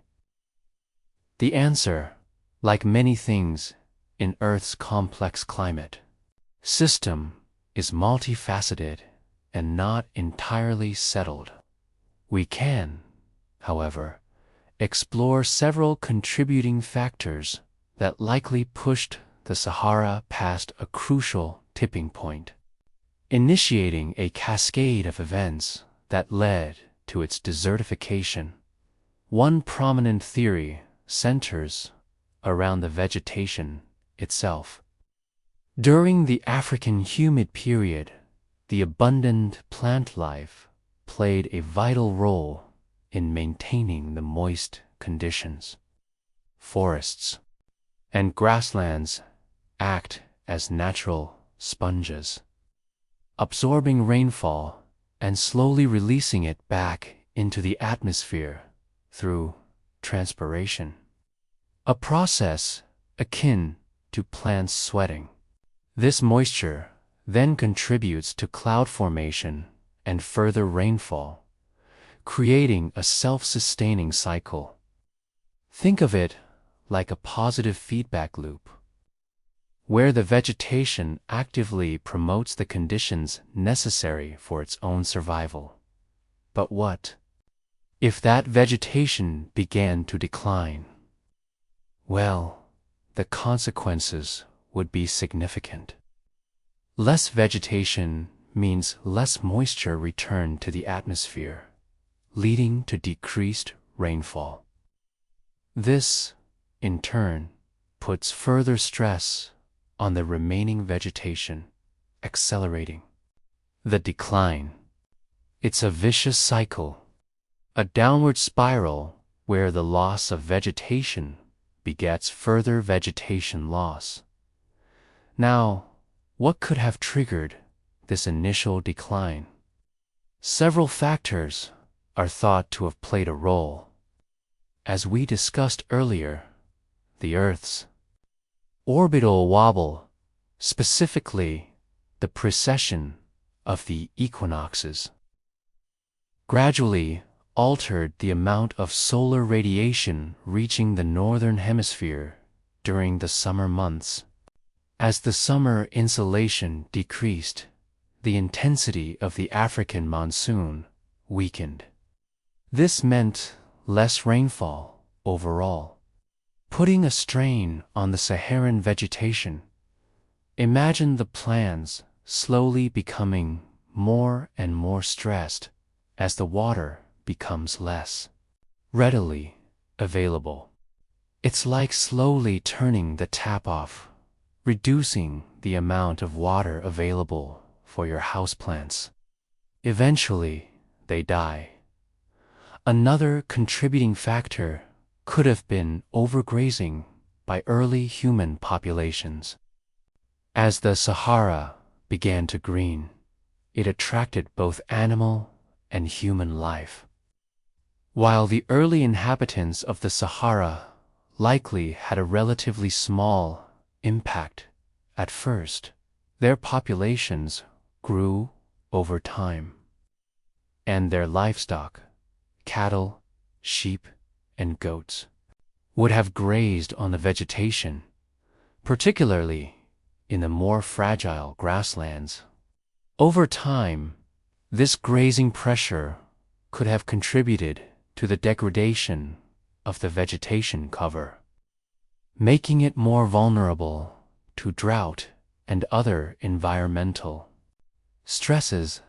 Think of it like the straw that broke the camel's back. The vegetation was already under stress from declining rainfall, and the added pressure from overgrazing pushed it closer to the brink. Another possible cause is the changing albedo of the land surface. Albedo refers to the reflectivity of a surface, how much sunlight it reflects back into the atmosphere. Darker surfaces, like forests, absorb more sunlight, while lighter surfaces, like sand, reflect more. During the African humid period, the Sahara was covered in darker vegetation, which absorbed more sunlight and warmed the land surface. This warming, in turn, helped to drive the monsoon circulation, bringing in more rainfall. However, as the vegetation declined, the land surface became lighter and more reflective. This meant that less sunlight was absorbed and the land surface cooled down. This cooling weakened the monsoon circulation, further reducing rainfall and accelerating the desertification process. It's like swapping out a dark-colored t-shirt for a white one on a sunny day. The white t-shirt reflects more sunlight, keeping you cooler, but also impacting the amount of energy that's absorbed by the surrounding environment. Dust also plays a critical role. During the African humid period, the vegetation cover helped to stabilize the soil, preventing it from being blown away by the wind. However, as the vegetation declined, the soil became more exposed and dust storms became more frequent and intense. These dust storms had a number of negative impacts. They reduced rainfall by interfering with cloud formation, and they also carried away valuable nutrients from the soil, further hindering vegetation growth. It's all interwoven and complex, a beautiful and sometimes tragic story of environmental change. Each of these factors decreasing rainfall due to orbital shifts, overgrazing by early humans, changes in albedo, and increased dust storms likely played a role in pushing the Sahara past a critical tipping point. And once that tipping point was reached, the transition to a desert landscape became self-perpetuating, a cascade of events that transformed one of the greenest places on Earth into the vast arid desert we know today. Understanding these factors and how they interacted is crucial not only for understanding the Sahara's past, but also for informing our understanding of climate change and desertification processes in other regions of the world today.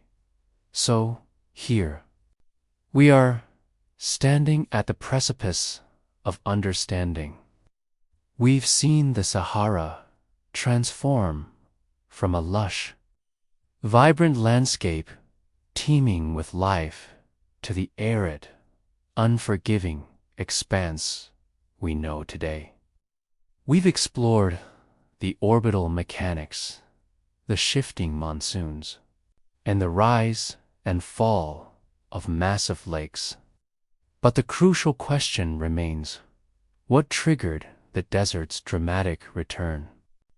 What flipped the switch, ending the African humid period and ushering in the desolate conditions that prevail?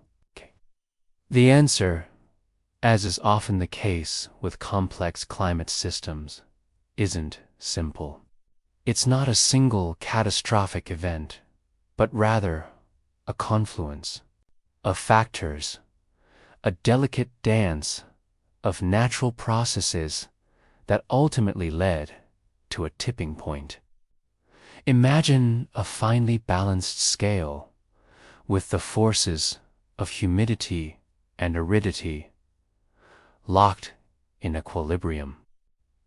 For millennia, the weight was on the side of moisture, sustained by the orbital parameters that favored increased rainfall. But gradually, almost imperceptibly, the weight began to shift. One of the primary drivers was, predictably, our old friend, the Earth's orbital precession. As we discussed earlier, changes in Earth's orbit, particularly its tilt and its elliptical path around the Sun, significantly impact the distribution of solar radiation across the globe. While a more northward tilt encouraged monsoonal rains to penetrate deep into the Sahara, the reverse is also true. As the Earth's tilt gradually lessened and the precession cycle continued its inexorable march, the intensity of summer solar radiation in the northern hemisphere began to decrease. This, in turn, weakened the African monsoon system. The rain belt, once a reliable provider of moisture to the Sahara, began to retreat southward. But the orbital shift wasn't the whole story. It was a catalyst, a trigger that set off a chain reaction within the Saharan ecosystem itself. Remember those vast, interconnected lakes the megachads, and others that dotted the landscape. These lakes played a crucial role in maintaining regional humidity. Through evaporation, they released vast quantities of water vapor into the atmosphere, fueling rainfall and creating a self-sustaining cycle. As the monsoon weakened, however, the lakes began to shrink. Reduced rainfall meant less inflow and increased evaporation under the intensifying sun. As these lakes diminished, they released less moisture into the atmosphere, further exacerbating the drying trend. It was a negative feedback loop, a vicious cycle where the shrinking lakes contributed to their own demise and the demise of the surrounding ecosystem. Think of it like this. The lakes were like giant sponges, soaking up the monsoon rains and slowly releasing them back into the environment. As the rains diminished, the sponges began to dry out, losing their capacity to retain moisture and support the lush vegetation that thrived around them. And that brings us to another crucial element: vegetation. The Sahara, during the African humid period, wasn't just a land of lakes. It was a land of grasslands, woodlands, and even forests in some areas. This vegetation played a vital role in regulating the local climate. Plants release water vapor into the atmosphere through transpiration, a process similar to sweating. This transpiration helps to cool the air and increase humidity, further promoting rainfall. Moreover, vegetation helps to stabilize the soil, preventing erosion and maintaining soil moisture. However, as the monsoon weakened and the lakes shrank, the vegetation began to suffer. Drought, stress, killed off many plant species, leading to widespread deforestation and the loss of grassland cover. This loss of vegetation had a profound impact on the Sahara's albedo, which is the measure of how much sunlight a surface reflects. Vegetation tends to have a lower albedo than bare sand or desert. It absorbs more sunlight, converting it into heat and fueling further transpiration and rainfall. As vegetation disappeared, the albedo of the Sahara increased. The exposed sand and rock reflected more sunlight back into space, reducing the amount of energy absorbed by the land. This led to further cooling and drying, creating another powerful negative feedback loop. The desert became more reflective, less able to absorb solar energy, and therefore less able to support rainfall. Imagine a dark green forest, absorbing the sun's energy and creating a cool, humid microclimate. Now, picture that forest replaced by a sea of bright reflective sand, bouncing sunlight back into the atmosphere. The difference in energy absorption is significant, and it has a cascading effect on the entire regional climate. In essence, the Sahara's return to desert was a self-reinforcing process. The initial orbital shift weakened the monsoon, leading to shrinking lakes and declining vegetation. This, in turn, increased the albedo and reduced regional humidity, further suppressing rainfall and accelerating the desertification process. The Sahara, once a vibrant ecosystem, became trapped in a cycle of aridity, where each step towards dryness made it even more difficult for moisture to return. There's also the potential impact of human activity to consider. Although the extent of its influence during this period is still debated, early human populations who thrived in the Green Sahara depended on the land for sustenance. Overgrazing by livestock, deforestation for fuel and agriculture, and other human activities may have contributed to the decline of vegetation cover, exacerbating the effects of the changing climate. While the orbital forcing and the internal feedback loops were undoubtedly the primary drivers, human activities may have acted as an additional stressor, pushing the ecosystem closer to the tipping point.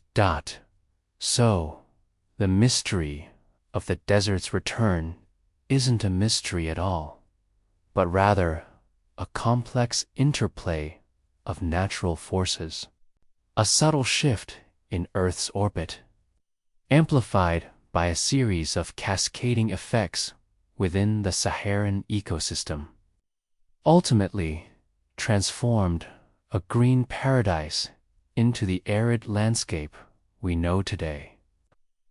It's a stark reminder of the delicate balance of our planet's climate and the powerful consequences of even seemingly small changes. And it is a cautionary tale, isn't it? A demonstration of how interconnected our systems are, and how easy it is to tip the scales when we are not careful. So, we've built up a pretty convincing picture of this Green Sahara, haven't we? Ancient lakes shimmering under a life-giving sun, lush vegetation stretching as far as the eye could see, and early human civilizations thriving in this one sun-imaginable landscape. But how do we know this wasn't just a fleeting anomaly, a geographical mirage? How do we confirm these theories and truly understand the mechanisms that drove such a dramatic transformation? This is where climate models and simulations step into the spotlight. These aren't just fancy computer programs spitting out pretty pictures. They're sophisticated tools built on fundamental physics, chemistry, and biology, designed to recreate the complex interactions that govern our planet's climate. Think of them as virtual Earths where we can tweak parameters, experiment with different scenarios, and observe the consequences unfold in a compressed time frame.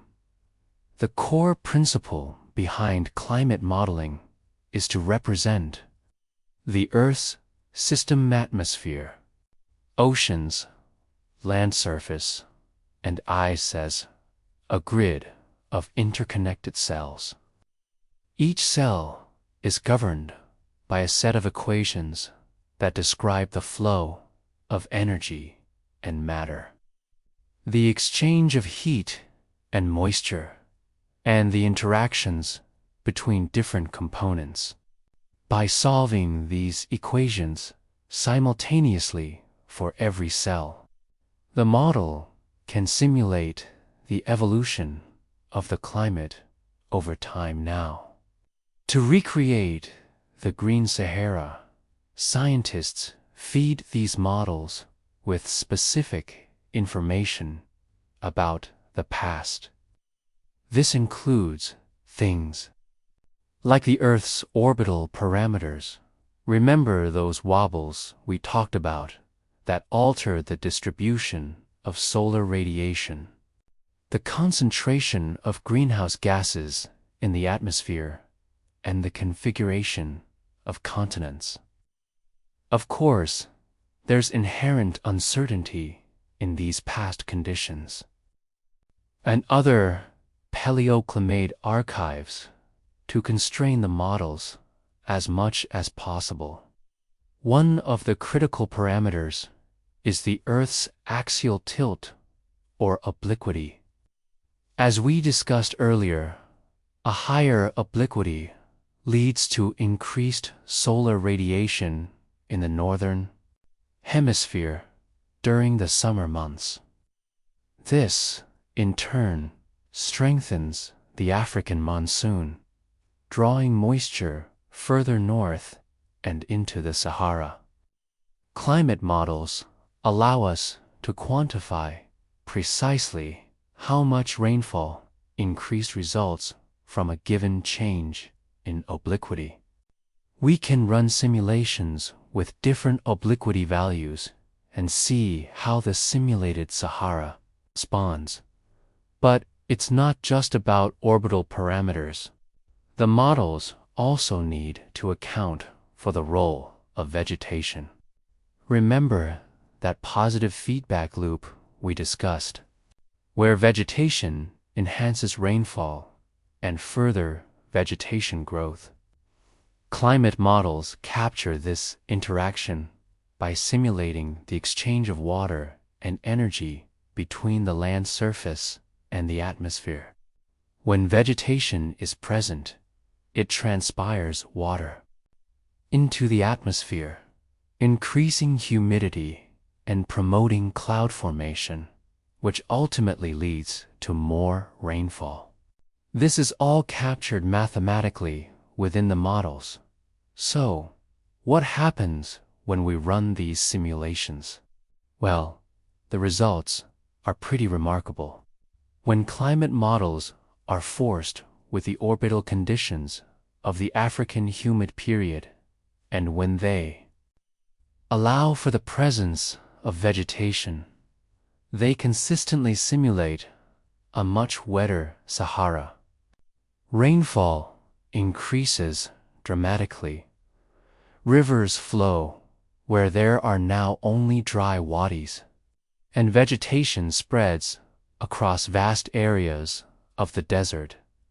And the best part, these simulated results align remarkably well with the paleoclimate evidence we've gathered from the field. The models predict the formation of large lakes, like Megachad, in the same locations where we find geological evidence of their existence. They also simulate the northward migration of plant and animal species, consistent with the fossil record. It is very validating when the simulation is aligned. These simulations don't just tell us that the Sahara could have been green. They help us understand how it became green. They allow us to disentangle the complex interactions between orbital forcing, vegetation, feedbacks, and atmospheric circulation. They help us identify the key drivers of the African humid period and the thresholds that had to be crossed for this dramatic transformation to occur. But climate models are not perfect. They are simplifications of reality, and they have limitations. For example, they may not fully capture the effects of dust on climate, or the role of small-scale processes like cloud formation. And, as we mentioned earlier, there's inherent uncertainty in the past, conditions that we feed into the models. That's why scientists are constantly working to improve climate models. They are incorporating more detailed representations of the Earth system using higher resolution grids and incorporating new data from observations and experiments. The goal is to create models that are as realistic and reliable as possible, so we can better understand the past, predict the future, and inform decisions about climate change. The success of climate models in recreating the Green Sahara is a testament to their power and sophistication. It gives us confidence that these models can be used to understand other past climate changes and to project future climate scenarios. The Green Sahara is more than just a fascinating historical curiosity. It's a valuable case study that helps us refine our understanding of the Earth's climate system and the factors that drive dramatic environmental change. It provides tangible evidence of the power of climate feedbacks and the potential for unexpected and rapid shifts in our planet's environment. And understanding these past shifts is crucial for navigating the challenges of climate change we face today. It is a real-world example, writ large, across time, of the powerful impact that seemingly small changes can have on the global environment. So, what can we learn from this ancient, verdant Sahara? What echoes from this vanished world whisper to us about our present and future climate challenges? The story of the Sahara's dramatic transformation is more than just an interesting geological footnote. It's a powerful case study in climate dynamics and the delicate balance of ecosystems. A balance that we are actively disrupting today. One of the most critical lessons from the African humid period is the sheer magnitude and speed at which climate change can occur. We're not talking about gradual shifts over millennia. The Sahara's greening and subsequent desertification happened relatively rapidly. Geologically speaking, over just a few thousand years. This highlights the potential for abrupt and dramatic changes in our own climate systems, changes that could outpace our ability to adapt. Think about it. Entire ecosystems teeming with life vanished in what amounts to a blink of an eye on a planetary timescale. This should give us pause when considering the long-term implications of our current climate trajectory. Furthermore, the Sahara's story underscores the importance of feedback loops in climate systems. The presence of vegetation itself played a crucial role in maintaining the humid conditions. Plants increased rainfall, stabilized the soil, and reduced the albedo, or reflectivity, of the land's surface. This created a positive feedback loop, where more vegetation led to more rainfall, which led to even more vegetation. However, Once a tipping point was reached, and the vegetation began to decline, this feedback loop reversed, accelerating the desertification process. This is a critical concept to grasp. Small changes can trigger cascading effects that amplify the initial disturbance, leading to potentially irreversible shifts. We see similar feedback loops at play in our modern climate. For example, melting Arctic ice reduces the Earth's albedo, causing it to absorb more solar radiation and further accelerate melting. Deforestation releases carbon dioxide into the atmosphere, trapping heat and contributing to global warming, which in turn leads to more deforestation due to increased droughts and wildfires. Understanding these feedback loops is essential for predicting and mitigating the impacts of climate change. If we don't understand them, we are essentially driving in the dark and hoping for the best. The Sahara's experience also highlights the role of orbital forcing in climate change. While human activities are undoubtedly the primary driver of current climate warming, natural factors like changes in Earth's orbit can also play a significant role over longer timescales. The Sahara's greening was initiated by a shift in Earth's axial tilt, which increased the amount of solar radiation reaching the northern hemisphere during the summer months. This demonstrates that our climate is constantly being influenced by a complex interplay of natural and anthropogenic factors. It reminds us that even if we manage to reduce our carbon emissions, we still need to understand and account for the natural variability of the climate system. Another crucial takeaway from the Sahara story is the vulnerability of human societies to climate change. Early civilizations flourished in the Green Sahara, relying on its abundant resources for their survival.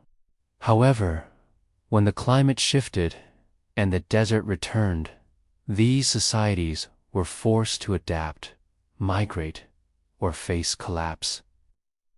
The profound impact that climate change can have on human populations, particularly those that are most dependent on natural resources. As we face increasing climate risks today, we must learn from the past and prioritize adaptation strategies that can help vulnerable communities cope with the impacts of a changing climate. Consider the implications for regions currently experiencing water scarcity or desertification. What happens when existing arid zones expand, swallowing up fertile land and displacing populations? The Sahara's abrupt transition serves as a stark warning of the potential for sudden and devastating environmental changes. We must invest in sustainable land management practices, water conservation technologies, and climate-resilient agriculture to protect vulnerable ecosystems and communities. Looking ahead, the Sahara's story can also inform our efforts to develop climate models and predict future climate scenarios. By studying the past climate of the Sahara, we can gain a better understanding of the complex processes that govern climate change and improve the accuracy of our climate models. These models can then be used to project future climate conditions and inform policy decisions aimed at mitigating and adapting to climate change. The more data we have, the better we are able to simulate our planet's response. The lessons from the Sahara's past also highlight the importance of a holistic approach to climate action. We cannot address climate change in isolation, focusing solely on reducing carbon emissions. We must also consider the interconnectedness of climate, ecosystems, and human societies.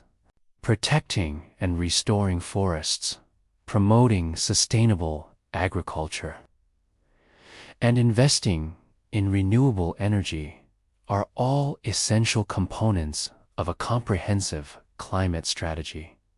In essence, the story of the Green Sahara is a powerful reminder that our planet is a dynamic and interconnected system, and that even seemingly small changes can have profound and far-reaching consequences. By understanding the lessons from the past, we can better prepare for the challenges of the future and work towards a more sustainable and resilient world. Let the Sahara's transformation be a constant reminder of the power and fragility of our planet's delicate balance. So, we've explored this incredible transformation, this dance between desert and grassland that played out across millennia. But what echoes of this ancient Sahara can we still hear today? Two seemingly barren expanses, a symbol of aridity, actually exert its influence on the world around us. The answer, perhaps unsurprisingly, lies in the dust. The Sahara, you see, is the world's largest source of mineral dust. Each year, staggering quantities of this fine particulate matter are lofted into the atmosphere by powerful winds. We're talking hundreds of millions of tons, carried aloft like a ghostly ochre river flowing across continents and oceans. And this dust isn't just inert material. It's a complex cocktail of minerals, microorganisms, and even, occasionally, remnants of ancient life. It's a literal piece of the Sahara, traveling the globe. One of the most significant impacts of this Saharan dust plume is its influence on the Atlantic Ocean, carried westward by the trade winds. The dust fertilizes the waters of the Atlantic, particularly the nutrient-poor regions off the coast of West Africa and the Caribbean. The iron and phosphorus contained within the dust act as essential micronutrients for phytoplankton, the microscopic marine plants that form the base of the oceanic food web. These tiny organisms, fueled by Saharan dust, bloom in vast numbers, supporting a complex ecosystem of marine life, from zooplankton to fish and all the way up to whales and sharks. So, in a very real sense, the Sahara helps sustain marine life across the Atlantic. It's an amazing example of interconnectedness, a desert feeding the ocean. But the story doesn't end there. The same Saharan dust that fertilizes the Atlantic can also wreak havoc on coral reefs. while iron and phosphorus are beneficial in small amounts. Excessive dust deposition can lead to algal blooms that smother coral reefs, blocking sunlight and depleting oxygen. Furthermore, some of the pathogens and pollutants carried within the dust can directly harm coral, contributing to coral bleaching and disease. So, the Sahara's influence is a double-edged sword. It sustains life in some parts of the ocean, while threatening it in others. Beyond the Atlantic, Saharan dust travels even further, reaching the Amazon rainforest. Amazingly, studies have shown that the Amazon relies on Saharan dust to replenish crucial nutrients in its notoriously infertile soils. The ancient, weathered soils of the Amazon basin are desperately poor in phosphorus, a vital nutrient for plant growth. And where does that phosphorus come from? You guessed it, the Sahara. Every year, a significant amount of Saharan dust is deposited over the Amazon, providing a vital source of this limiting nutrient, helping to maintain the rainforest's incredible biodiversity and playing a crucial role in the global carbon cycle. This transatlantic fertilization is a remarkable example of how seemingly distant ecosystems are intimately linked, but the impact of Saharan dust extends beyond the biological realm. It also plays a significant role in regulating global climate. Dust particles in the atmosphere can scatter and absorb sunlight, affecting the Earth's energy balance and influencing regional temperatures. Depending on the size, shape, and composition of the dust particles, they can either cool or warm the atmosphere. In general, Saharan dust tends to have a cooling effect, reflecting sunlight back into space and reducing the amount of solar radiation absorbed by the Earth's surface. This cooling effect can help to offset, to some degree, the warming caused by greenhouse gases, though the magnitude of this effect is still subject to ongoing research and debate. Furthermore, Saharan dust can influence cloud formation. Dust particles act as cloud condensation nuclei, providing surfaces for water vapor to condense upon, leading to the formation of clouds. These clouds, in turn, can reflect sunlight back into space, further contributing to the cooling effect. However, the precise impact of dust on cloud formation is complex and depends on a variety of factors, including the atmospheric conditions and the properties of the dust particles themselves. The intensity and frequency of Saharan dust storms are also influenced by climate change. Changes in temperature, precipitation patterns, and wind speeds can all affect the amount of dust that is lofted into the atmosphere. Some studies suggest that as the Sahara continues to warm and dry, dust emissions may increase, potentially leading to a stronger cooling effect. However, other studies suggest that changes in vegetation, cover, and land use practices could reduce dust emissions, The future of Saharan dust and its impact on global climate remain uncertain, but it's clear that this ancient desert plays a critical role in the Earth's climate system. In essence, the Sahara's legacy extends far beyond its borders. It's not just a vast, empty desert.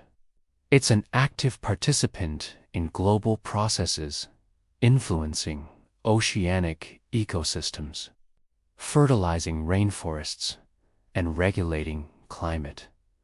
The dust that blows from the Sahara is a tangible reminder of the interconnectedness of our planet. A testament to the fact that even the most seemingly isolated environments can have profound impacts on the world around us. It's a story of ancient transformations and enduring influence. A story written in the sand and carried on the wind. So, it's a big question. The one you've probably been pondering since we started this journey through time and sand. Could the Sahara ever turn green again? It's a tantalizing prospect, a vision of a North Africa teeming with life, a vast expanse of grassland and shimmering lakes where now there's only relentless desert. But is it just a pipe dream or a scientifically plausible future? Let's dive into some hypothetical scenarios and explore the feasibility of a Saharan renaissance. First, let's address the elephant in the room, or perhaps the extinct hippo in the potential lake: orbital forcing.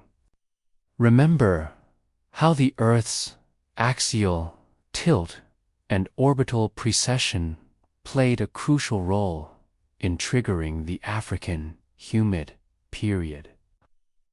Well, the Earth is still wobbling.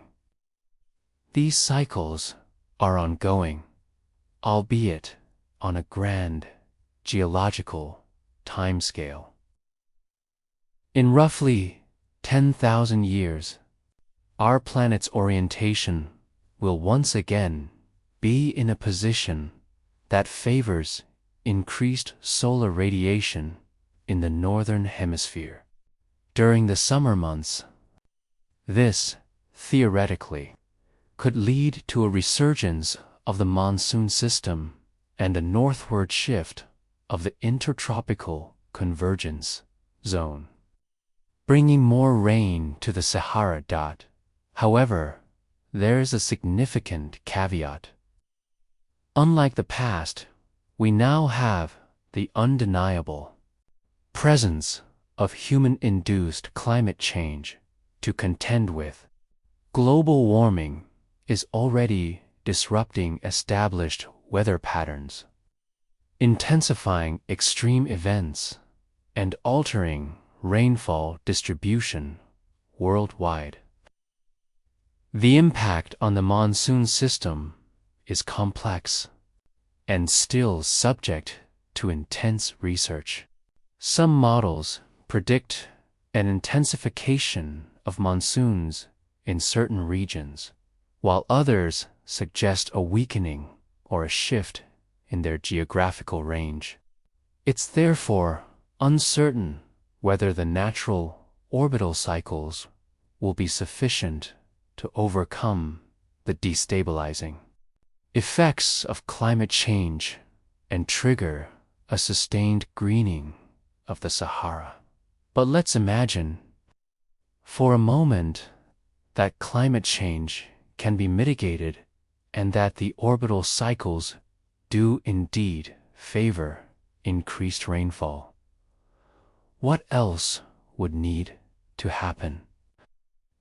Vegetation plays a crucial role in creating a positive feedback loop. As plants establish themselves, they help to retain moisture in the soil, reduce albedo, the amount of sunlight reflected back into space, and increase local rainfall through evapotranspiration, the process by which water is transferred from the land to the atmosphere by plants. This, in turn, further encourages plant growth, creating a self-sustaining cycle of greening. So the re-establishment of vegetation would be paramount. The Sahara's soils are often depleted of essential nutrients and compacted, making it difficult for seeds to germinate and for roots to penetrate. Furthermore, the extreme temperatures and lack of rainfall pose a formidable challenge to even the most drought-resistant plants. One potential approach would be to focus on areas that already have some existing vegetation, such as oases and wadis, dry riverbeds. These areas could serve as nucleation points for a wider greening effort. By introducing drought-tolerant, nitrogen-fixing plants, such as certain species of acacia or legumes, we could help to improve the soil quality and create a more hospitable environment for other plants to establish themselves. Think of it as strategically planting a seed, both literally and figuratively, in areas that are most likely to flourish. Another important factor would be the management of water resources. Even with increased rainfall, water would still be a precious commodity in the Sahara. Implementing sustainable water management practices, such as rainwater harvesting and efficient irrigation techniques, would be essential to ensure that plants have access to the water they need to survive and thrive. Furthermore, we would need to be mindful of the potential impact on existing water sources, such as groundwater, aquifers, and avoid over-extraction that could lead to depletion and salinization. Of course, the human element cannot be ignored. The Sahara is home to a number of communities that have adapted to the harsh desert environment over generations. Any effort to re-green the Sahara would need to be undertaken in close collaboration with these communities, respecting their traditional knowledge and ensuring that their livelihoods are not negatively impacted. In fact, involving local communities in the greening process could provide new economic opportunities and improve their quality of life. Now, let's get a little more speculative. What about more radical approaches like cloud seeding or large-scale water diversion projects? Cloud seeding, which involves injecting chemicals into clouds to encourage rainfall, has been used in various parts of the world with varying degrees of success. However, the effectiveness of cloud seeding in the Sahara is uncertain, and there are potential environmental concerns associated with the use of these chemicals. Water diversion projects, such as building canals to transport water from wetter regions to the Sahara, are another possibility. However, these projects are incredibly expensive and can have significant environmental and social consequences. potentially disrupting ecosystems and displacing communities in the source regions. The Aral Sea disaster serves as a stark reminder of the potential pitfalls of large-scale water diversion projects. So, while the prospect of a Green Sahara is certainly appealing, the reality is that it would be an incredibly complex and challenging undertaking.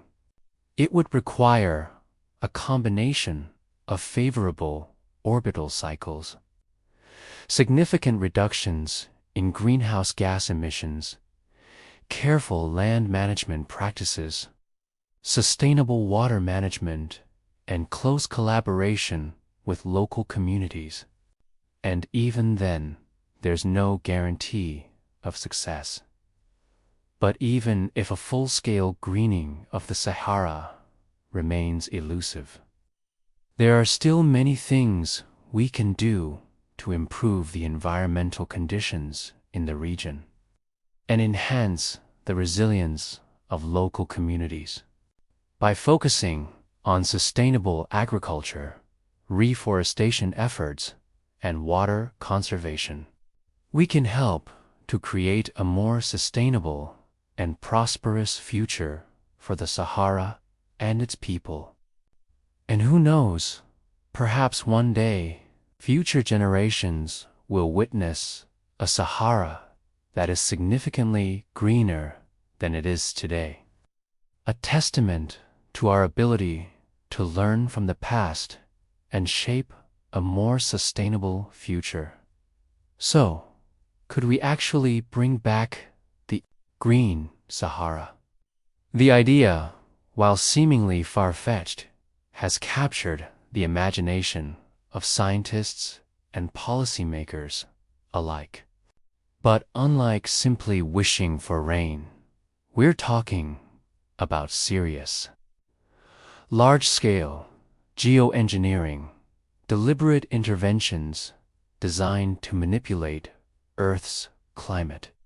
Now, before you picture us wielding giant levers and buttons, let's clarify. These ideas are complex, often controversial, and definitely require careful consideration. We're about to dive into some truly radical concepts. One of the most discussed approaches involves large-scale afforestation, planting trees, lots and lots of them. The premise is simple. Vegetation increases rainfall, water vapor into the atmosphere, which then forms clouds and eventually rain. Furthermore, forests darken the land surface, decreasing the albedo, the amount of sunlight reflected back into space. This means more solar energy is absorbed, warming the land and potentially drawing in moisture-laden winds from the ocean. Now, envisioning a vast, man-made forest blanketing the Sahara might conjure up images of environmental harmony. But the reality is far more complex. Firstly, choosing the right species is crucial. We can't just introduce any tree. It needs to be drought-resistant, able to tolerate the harsh desert conditions, and ideally native to the region or a similar climate.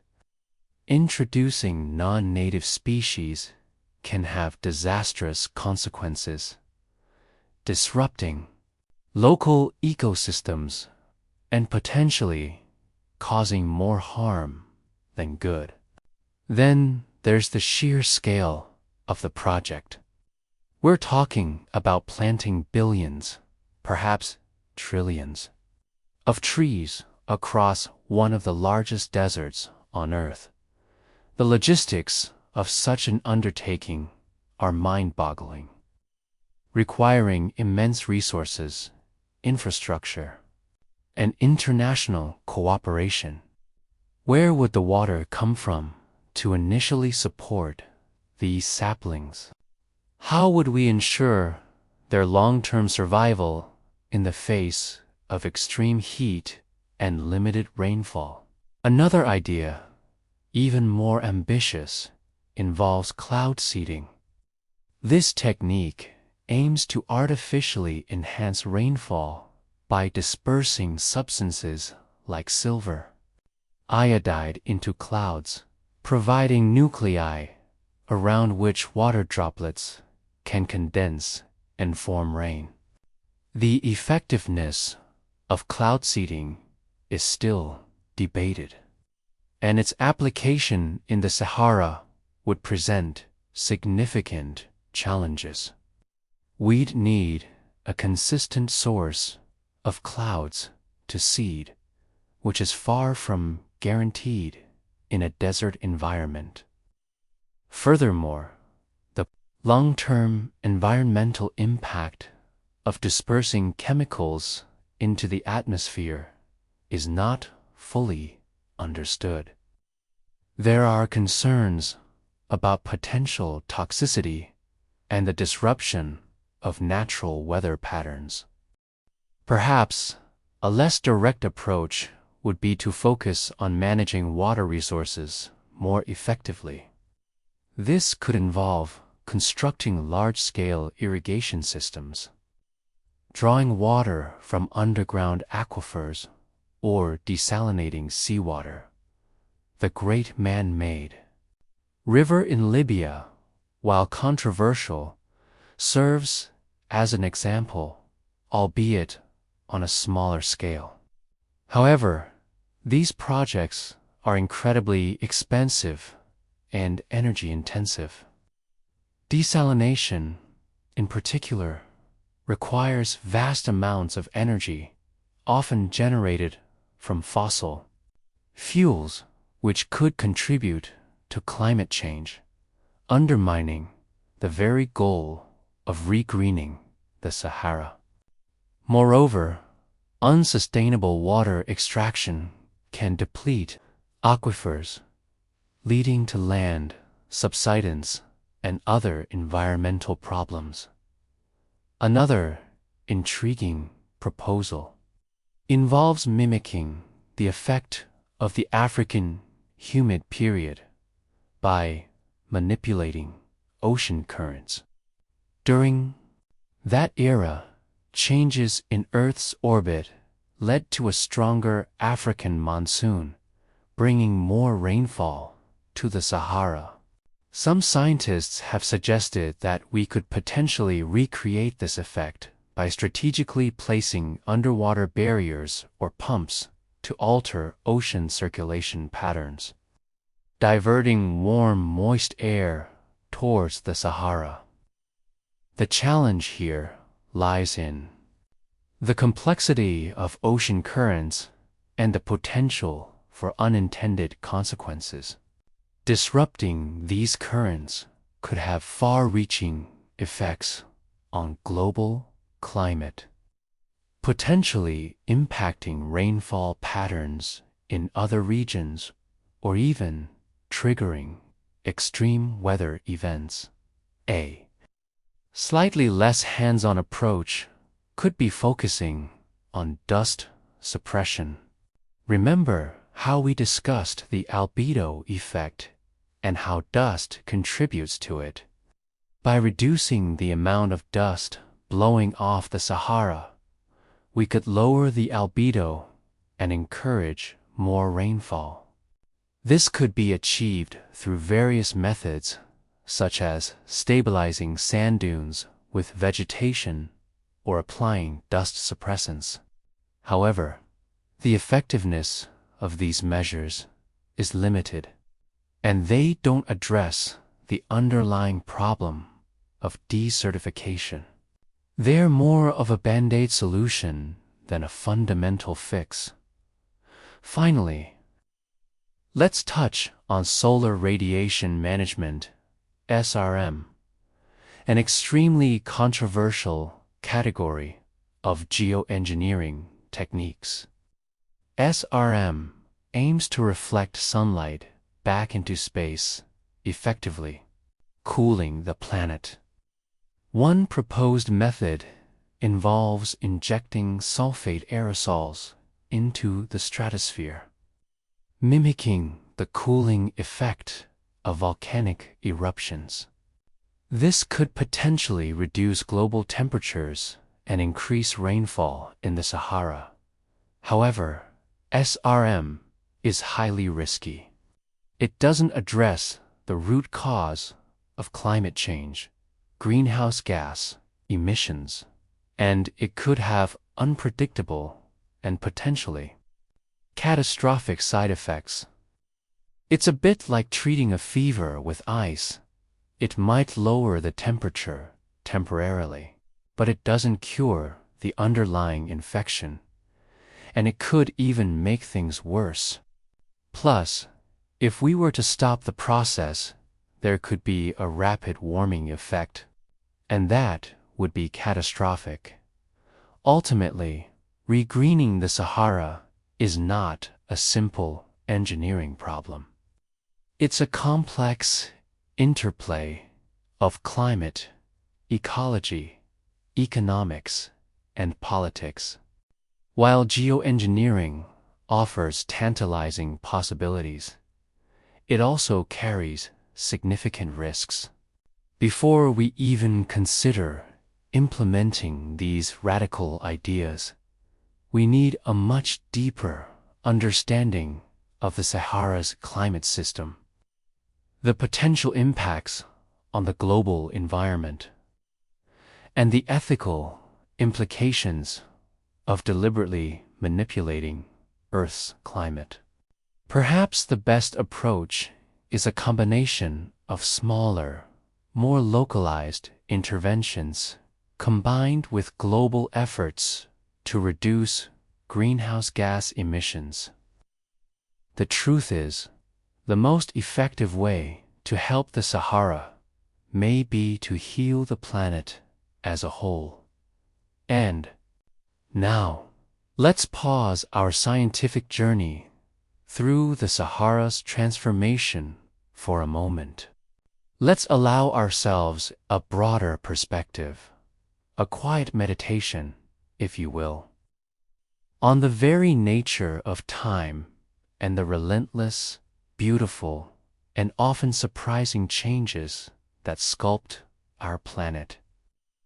Because the Sahara's story, from a verdant paradise to an ocean of sand, isn't just a tale of a single region. It's a microcosm of Earth's dynamic nature, a powerful reminder that nothing stays the same forever. Close your eyes for a second, if you like. Imagine standing on the shores of one of those ancient Saharan lakes, the water lapping gently at your feet. Picture lush grasslands stretching as far as the eye can see, dotted with trees and teeming with life. This isn't some fantastical dream. Remember, it was real. It existed. But where is it now? Vanished beneath the shifting sands, swallowed by the inexorable march of time. Think about the sheer scale of that transformation. Millions of square kilometers, once vibrant and fertile, now amongst the most arid places on Earth. The sheer magnitude of such a change can be difficult to grasp, can't it? It challenges our perception of stability, of the permanence we often ascribe to the world around us. We build cities, we cultivate land, we assume that the landscapes we know will remain largely unchanged in our lifetimes. But the Sahara whispers. a different story. A story of profound and dramatic shifts driven by forces far beyond our immediate control. Consider the timescale involved. We're talking about thousands of years, cycles of wetting and drying, of flourishing and decline. From a human perspective, that might seem like an eternity. But in the grand scheme of geological time, it's a mere blink of an eye. The Earth is 4.5 billion years old, a vast expanse of time almost incomprehensible to our limited minds. The Sahara's transformation, dramatic as it is just one small episode in a much longer, much more complex narrative. And it's a narrative that is constantly being rewritten. The continents drift, mountains rise and erode, oceans expand and contract, ice ages come and go. These are all slow, gradual processes operating on timescales that dwarf human history. But they are also incredibly powerful, shaping the Earth's surface and influencing the climate in profound ways. The Sahara's story is inextricably linked to these larger geological and climatic cycles, a testament to the interconnectedness of everything on our planet. The realization that the Sahara was once green also forces us to confront the fragility of our own ecosystems. The conditions that allowed the Sahara to flourish were relatively specific, dependent on subtle shifts in Earth's orbit and the patterns of monsoon rains. Small changes in these factors were enough to trigger a dramatic transformation, turning a lush landscape into a desert. It's a sobering reminder that even seemingly stable ecosystems can be vulnerable to change, especially in the face of a changing climate. And that's where the story of the Sahara becomes particularly relevant to our present circumstances. We are, of course, living in a time of unprecedented environmental change, driven by human activity.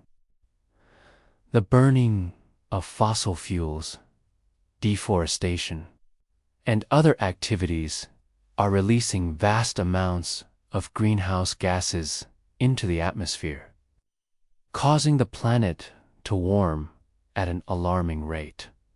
The consequences of this warming are already being felt around the world, from rising sea levels to more frequent and intense heat waves. The Sahara's transformation serves as a stark warning of what can happen when ecosystems are pushed beyond their limits. While the causes of the Sahara's desertification were primarily natural, the lessons it offers are undeniably relevant to our current situation. We need to understand the complex interactions that govern our planet's climate and ecosystems, and we need to act quickly to reduce our impact on the environment.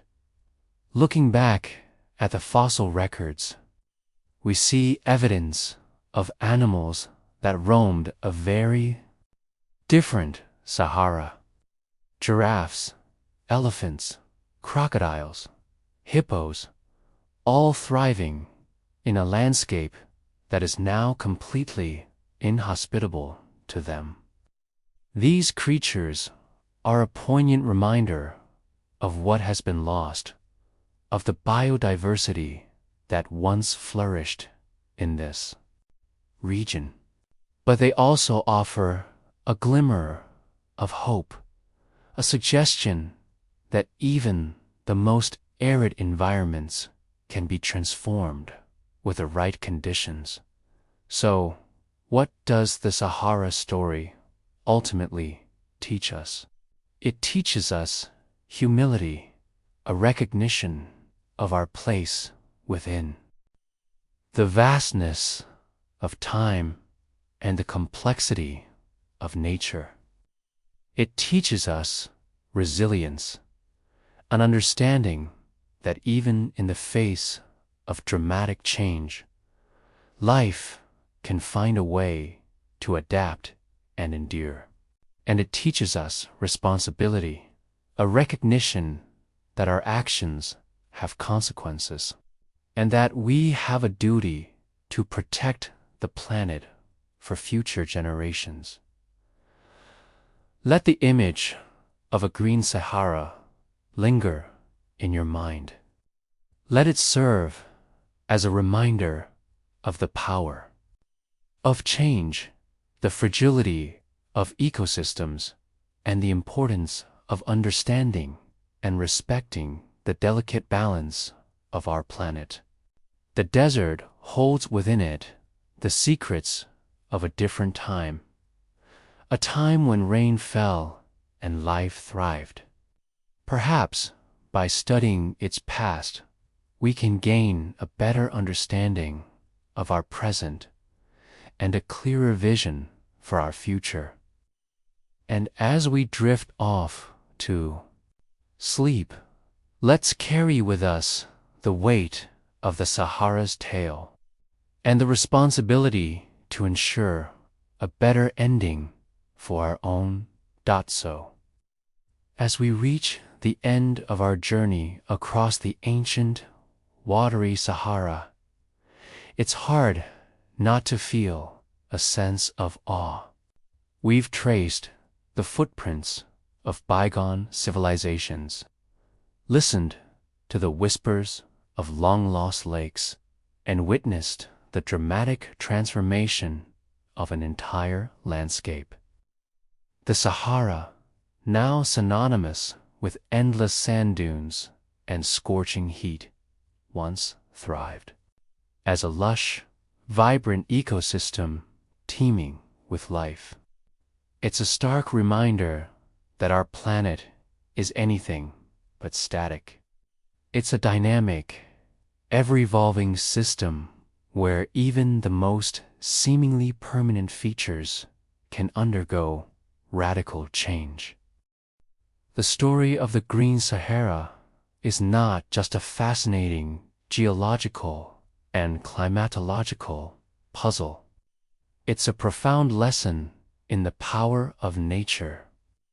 It illustrates how seemingly small shifts in Earth's orbital parameters, when amplified by complex feedback loops, can lead to monumental changes in climate and environment. The subtle wobble of our planet on its axis, the northward migration of monsoon rains, the rise and fall of vast freshwater lakes. All these factors conspired to create a world that is almost unimaginable today. Think about that for a moment. A change in the Earth's tilt, imperceptible on a human timescale, could trigger a cascade of events that transform a desert into a grassland. It puts into perspective just how sensitive our planet is to even the smallest perturbations. It's a humbling realization, especially as we grapple with the challenges of anthropogenic climate change.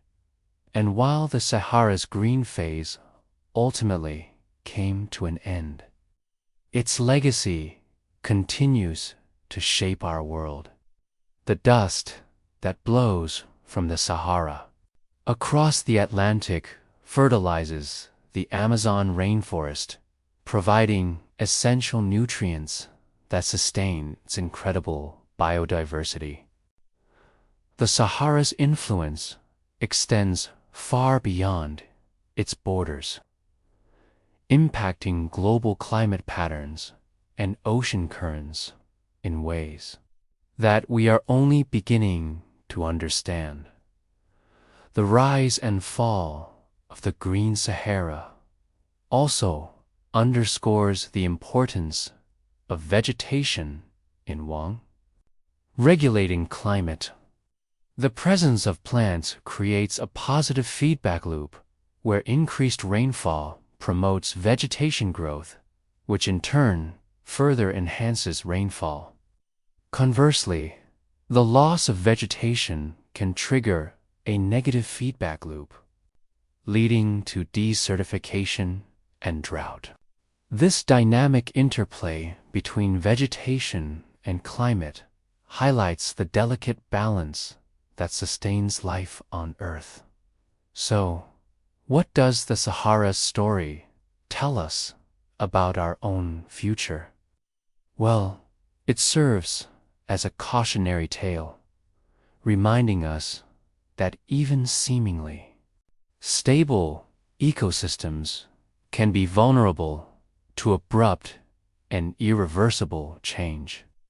It emphasizes the need to understand the complex interactions within our planet's climate system, and to be mindful of the potential consequences of our actions.